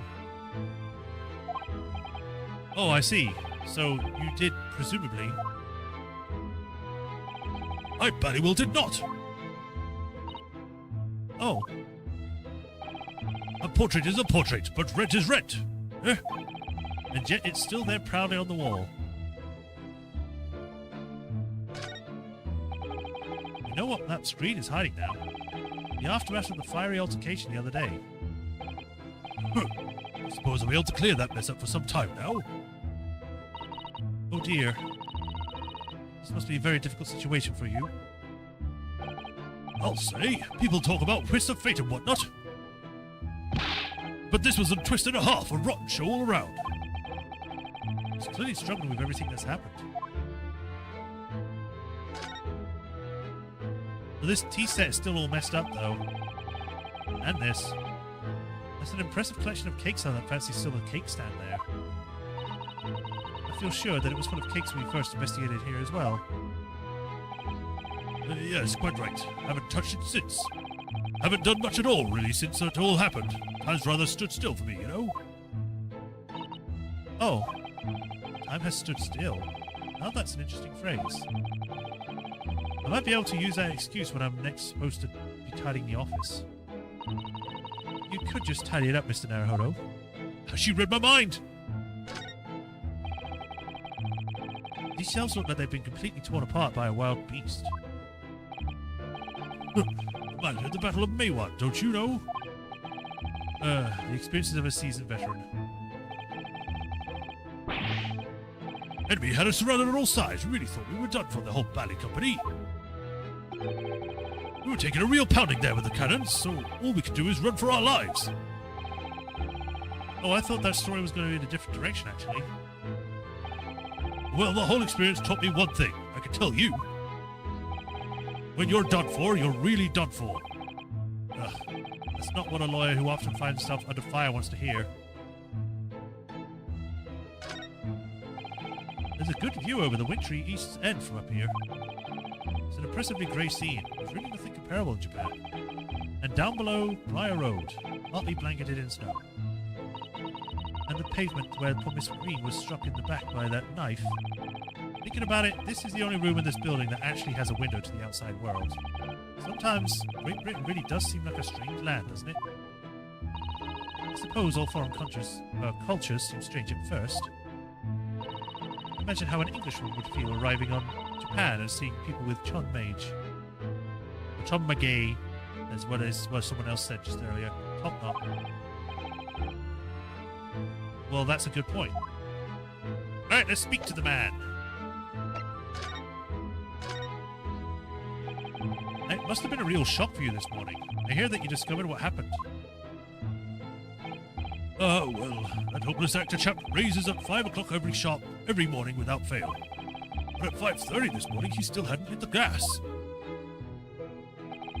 So I went down and knocked on his door, but no bally answer. And that's when you broke into his room by kicking down the door?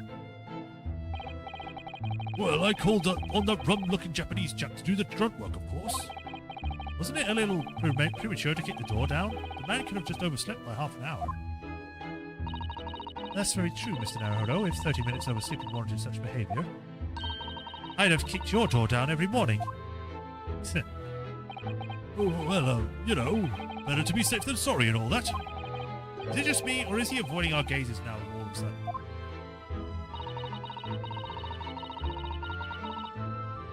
Except that it was a sorry situation indeed that you found on the far side of the door.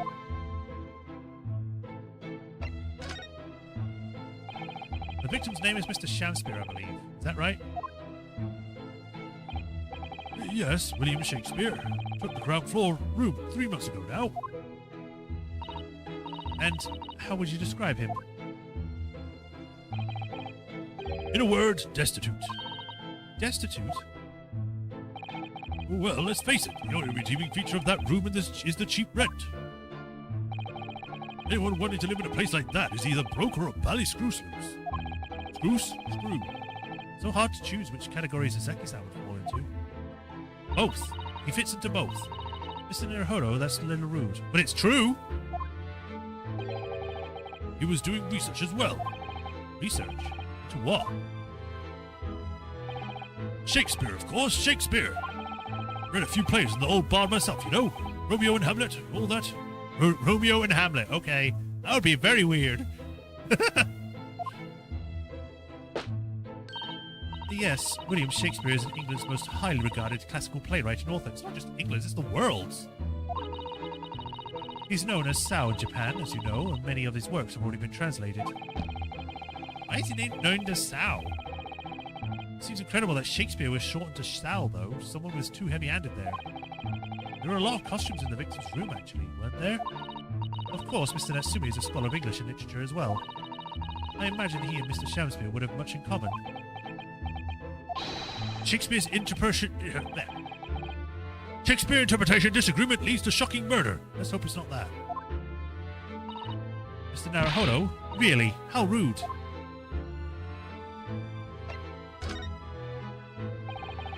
After Mr. Natsumi's trial yesterday, you came straight back here, I believe, didn't you? Did you notice anything strange between then and this morning? Oh, well, now, must have been about 6 in the evening by the time I got home. Snow was coming down rather heavily, as I remember, and it was completely dark already. That failed actor chap was out at the time. Mr. Garrett noticed there was no light from his room or something, I suppose. Couldn't summon the energy for anything much, so I just sat in front of the fire up here. It was after 8 before Shakespeare got back. And the chap was up until past 1 in the morning, I'll have you know. Suppose he met his end sometime after that. I was asleep by then, so I'm rather in the dark there. Well, thank you. That was very illuminating. Is everything all right, Mr. Zato? Well, I was just thinking it's a little strange, that's all. Mr. Garrideb, you were up here in your room all evening, if I understood you correctly. I'm not a big fan of stairs, not with this blasted leg. Then, how is it that you seem to know? The precise movements of your tenant on the ground floor, I mean. That's a very good point. I can't imagine you could hear noises from the ground floor all the way up here. Does this old man like to spy on his tenants? Is that it? I say, I know what you're thinking, and it's bally outrage. I'm an ex-military, you know. Or don't you know? I don't go around spying on my tenants, why would I?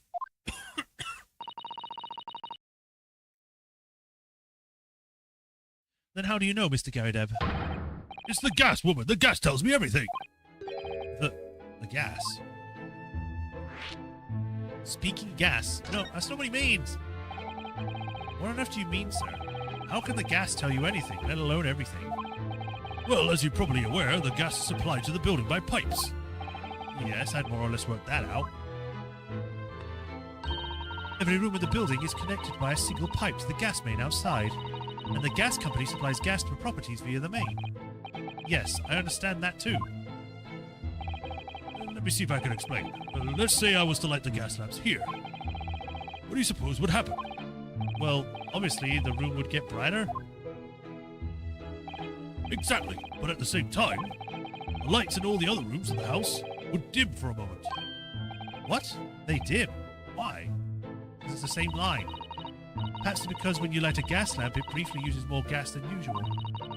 And that reduces the amount of gas in the pipes for the other lamps that are connected to it. And that might explain why the other lamps dim momentarily, mightn't it?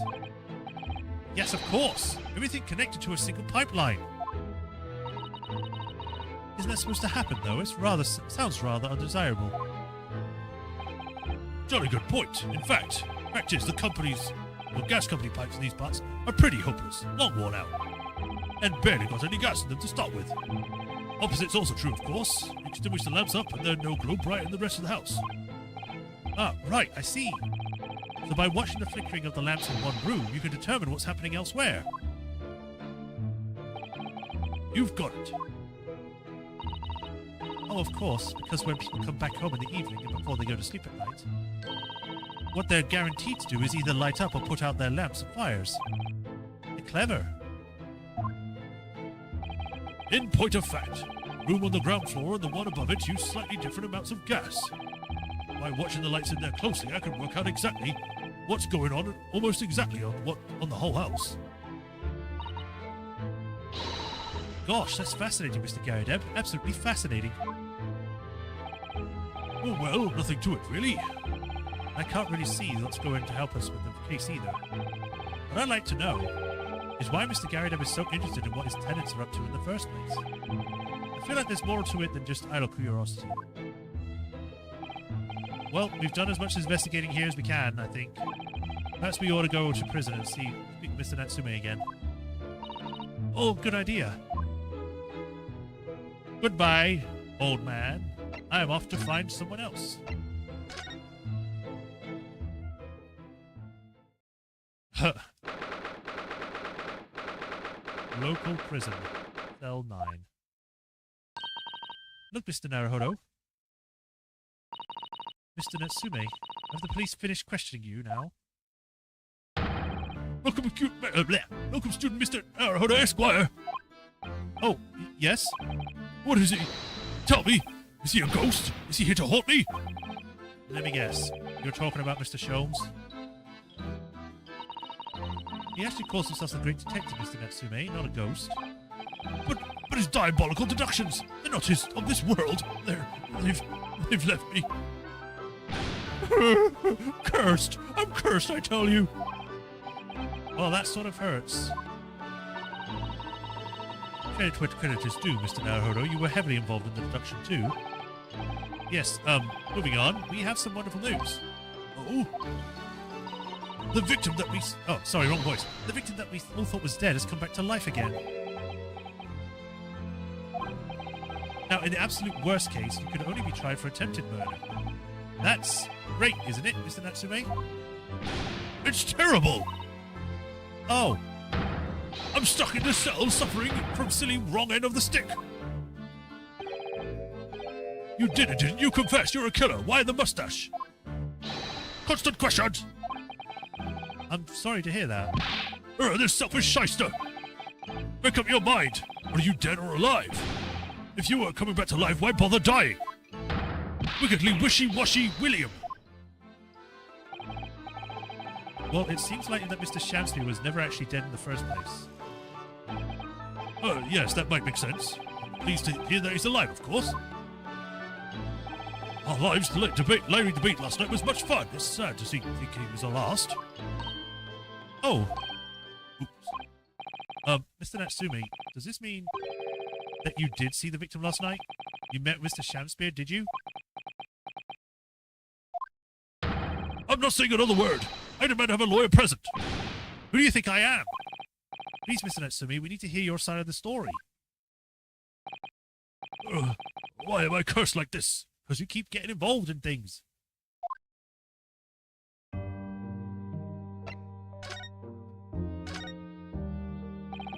can you tell us exactly what happened last night, Mr. Natsume? There's nothing to tell. But, Mr. Naruhodo Esquire, I'm eternally grateful to your helping me with the accursed case yesterday. The case with that saw that poor Miss Green woman hospitalized after she ended up with a knife in her back. It's hard to believe that only yesterday. After the trial was over, I trudged my weary way back to my lonely lodgings. And that evening, at 9:30, it must have been, I've been visited by Mr. Shanspeare. So, you did go to the victim's room then? As we feared. I didn't do anything wrong! I'd never been to his room before. It was the first time. Then, what made you decide to go? I bumped into him when I arrived back at the house. We'd been got chatting and it developed into a discussion. But he had to go out, so I bade him farewell. That ties in with what Mr. Gyarados said, that the victim went out and came back after 8. We met again later that evening, at around 9 or just after. And I took him in some nice tea and I brewed as a gift. So it was you who brought the tea that had been clearly drunk at the same scene then? I suppose you were discussing the works of the Shakespeare, were you? Yes, that's right. That's exactly right. Romeo and Juliet. Who was the stronger? It was a delightful debate. I'm sure. What do you mean, who is the stronger? What? Such a stimulating subject, Shakespeare. And the debate became very heated, so you slipped into poison into Mr. Shanspeare's tea. No, never. I don't know why my voice went like that. Give me 1 second. Oh, what's going on?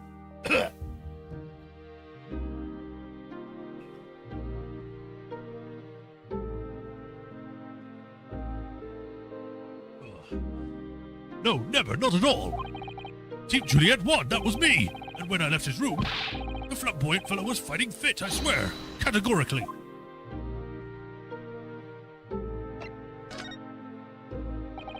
Mr. Natsume, you often say the same thing about yourself, I've noticed. That you have a cursed existence. I'm sure I've mentioned this to you before, but I've been here in Great Britain for a year now, and in that time I've learned that it's no place for me. It can be very tiring to live in a foreign land and adapt to the ways of another culture. There are foreigners everywhere I look. They all stare at me. They all laugh. Even though the previous case was about me overcoming that, apparently I'm not now. That's the impression I get whenever I go out. It makes me scared to leave my room. Which is why I've come a recluse. But even in my room, I find no respite from my fears. I've moved more times than I can remember. And then 1 week ago, I moved into Briar Road. But why? I mean, why did you choose that place? It doesn't seem very comfortable. Because the rent is cheap. I have so little money, it spoke to me. The rent? Obviously, there's a reason why it's cheap. Because the room is cursed. Cursed? Cursed how? The previous occupant, the man who lived there before me, I took the room, died there. Oh no. He was only a young man, but one morning he was found dead and no one could explain why. Surely no one would want to live in a room with a history like that. I didn't. When the letting agent recommended the place, I wavered. But I want books, and books cost money. A horrible history is a small price to pay. When I realized it would mean I would buy more books, I signed the lease to Light Lightning. Brave or blinkered. But after I moved in, I soon came to realize what I'd done. I realized how horrible the room history really was. Gosh, was it really so awful? Okay, I'm gonna be right back because I'm starting to get dizzy. I need to go take my medication, so I will be right back. Please bear with me.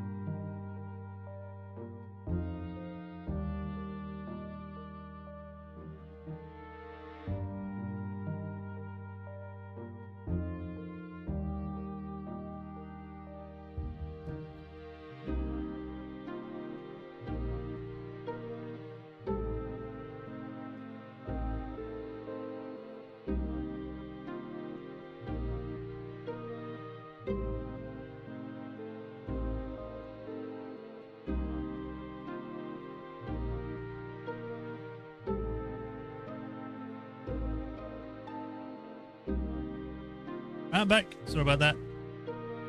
Ooh, no. What is the horrible history? That's a book series about horrible histories. How did the room's horrible history affect you, Mr. Natsume? What happened? At first, it was just a feeling. The feeling of beady eyes boring into the back of my back, watching me. Do you think that might have been just your mind playing tricks on you? No. My mind doesn't do any tricks. It doesn't know any tricks. It was someone else. It's been a one long nightmare ever since I was given the keys to the place. A nightmare? Been having bad dreams, you mean? All the souls who have died in that room evil with me in my sleep and tried to strangle me. That really is horrible. And now I come to think of it, it happened again last night too. The very same night that Mr. Shakespeare was writhing in agony from the poison in his body. I was on the verge of being suffocated silently by those miserable spirits in my room. You simply must move out of that room as soon as possible. Yes, you're right, I know it, and that's why I'm already searching for the next room with a history to call home. I think perhaps you should try to avoid a combination of any kind of history at all. Otherwise, I'm scared that you yourself may become a history. Phew, Sano-san knows how to make a man listen.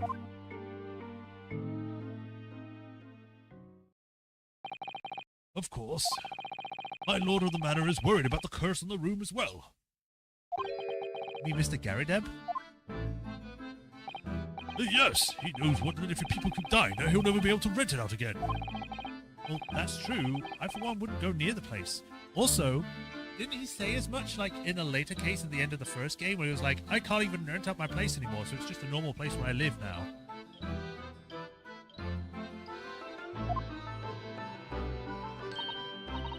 Perhaps that might explain why the landlord pays so much attention to the gas lamps in his attendants' movements. You mean because he was worried about their well-being? He does seem to have an unusually keen interest in the amount of gas in the pipes. Well, the amount of gas in the pipes. There must be a reason why he keeps such a close tabs on the occupants of his let rooms. What do you mean he pays so much attention to the gas lamps? Oh dear, no. It's nothing to do with you, Mr. Natsume. Please forget I said anything. Oh, now you're talking about me behind my back as well? What's important is that Mr. Shamspear isn't in fact dead at all. Once he's come around, he'll be able to tell us what's happened. We'll be able to get you released. Yes, please. Oh, I do hope you're right. Excuse me. Inspector Gregson. I couldn't believe her help overhearing what you just said. On that note, I have some good news and some bad news. Oh. Which do you want first? Always, every time, the bad news comes first. When hope is all you have, hold on to it. That's my guiding principle. Right, well, in that case, the good news it is. Huh? Sorry, but it's just a lot easier to explain everything that way. Why did you ask in the first... Yeah, exactly, why did you ask me for my preference? As you might have heard, the victim, Mr. Shakespeare, was just unconscious. He's coming around now. Yes, we saw it happen in all its terrifying glory. He's still being treated by the doctors, but we've managed to get a written statement from him already. Oh, isn't that wonderful, Mr. Natsume? Oh, thank goodness. It's all over then. I can leave this somber cell. Sorry, no, that's not on the cards. What? Why ever not, Inspector? Mr. Shamspeare has implicated someone as being responsible for what happened last night. Implicated someone? Oh dear. You don't mean... I'm sorry to say I do, yes. He's pointed the finger at you, Mr. Natsume.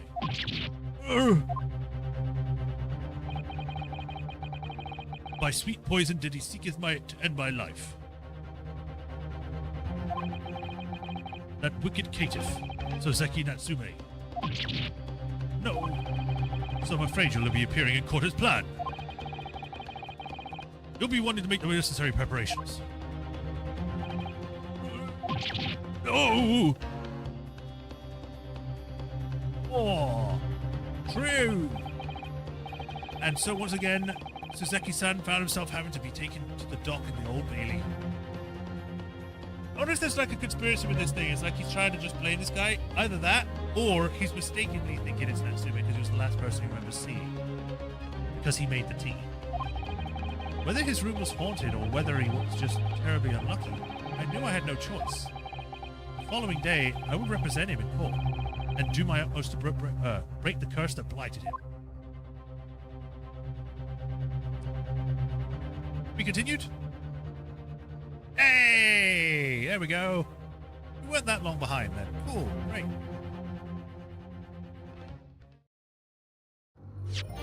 Yes, I want to save. Awesome. That leads us up to do the trial next time. Great place to stop. 22nd of February, 9:23 a.m. Old Bailey. Defendants. Antechamber. Oh, yeah, it doesn't have a number. I just remembered. Right, but that's where we will stop for today. Woo! Don't save because we just saved. Yes, I want to quit. We shall hopefully pick this up on Thursday. Like I have stated, because I'm currently sick, I might skip that day depending on how I feel. So just be aware of that, and I might not stream tomorrow either, but we shall see. But yeah, that's it for today. So I hope everyone enjoyed.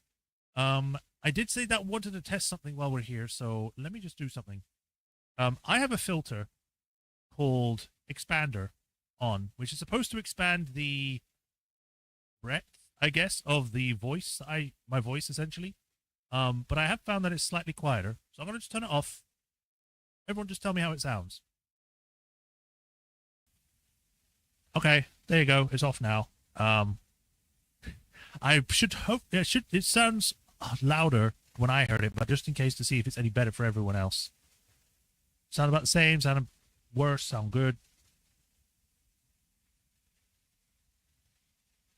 Because I was trying it out and I was like, oh, I actually sound kind of quiet. Because I was testing my voice earlier because I was having some issues last time when I was using just speaking in general.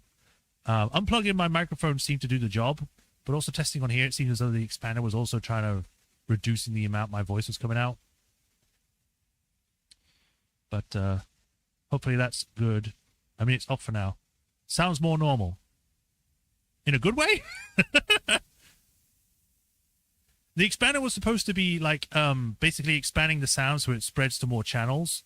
But it also seemed to have made things a lot quieter. So I'm wondering if I've just got it set up wrong and I might need to alter that. I'll turn it back on so you can hear it, compare. This is it with it back on. I don't know if it sounds the same or different. I know it'll be louder. But depending on how it goes, I might just keep the expander off. Better. Okay. So I think going forward, I will probably have the expander off until I see either there's better settings that I can use or, you know, go through the process of trying to get this all set up again for the expander. But anyway, thanks for helping me test that out quick. But yes, we shall stop there for today. I'll be back either tomorrow or Thursday if I'm good, if I'm feeling well enough. Tomorrow I'll be actually starting a new game which I have not played, which is Death Stranding. I wanted to give it a try, give it a shot. I am a bit I'll probably get into it when we get into the game tomorrow if I manage to do it. But essentially I have a slight issue with Kojima as at present, but we'll get into that later. But yes, that's it for today. So thank you all for watching as usual. If you have not already, like, follow, subscribe, bell notifications, all that stuff so you know when I next stream. If you want to help support me, link to Patreon and tips. And if you do become a patron, get your name out to the Patreon list here, where I give you a shout out of every stream, like I do with Hiroru Okuni, the Soulmaster 37, Rapatron 2000, where I also thank you for the continued support. I greatly appreciate you all. And we return to Britain and fight against the injustice of the justice system or something. And we punch people. I just want to punch someone, I guess. But yes, I'll see you either tomorrow if I'm good or Thursday if I'm good. Until then, you'll take care. Have a nice day and Happy New Year. I'll see you all in the new year, I guess. Bye, everyone. Have a good day. Bye-bye.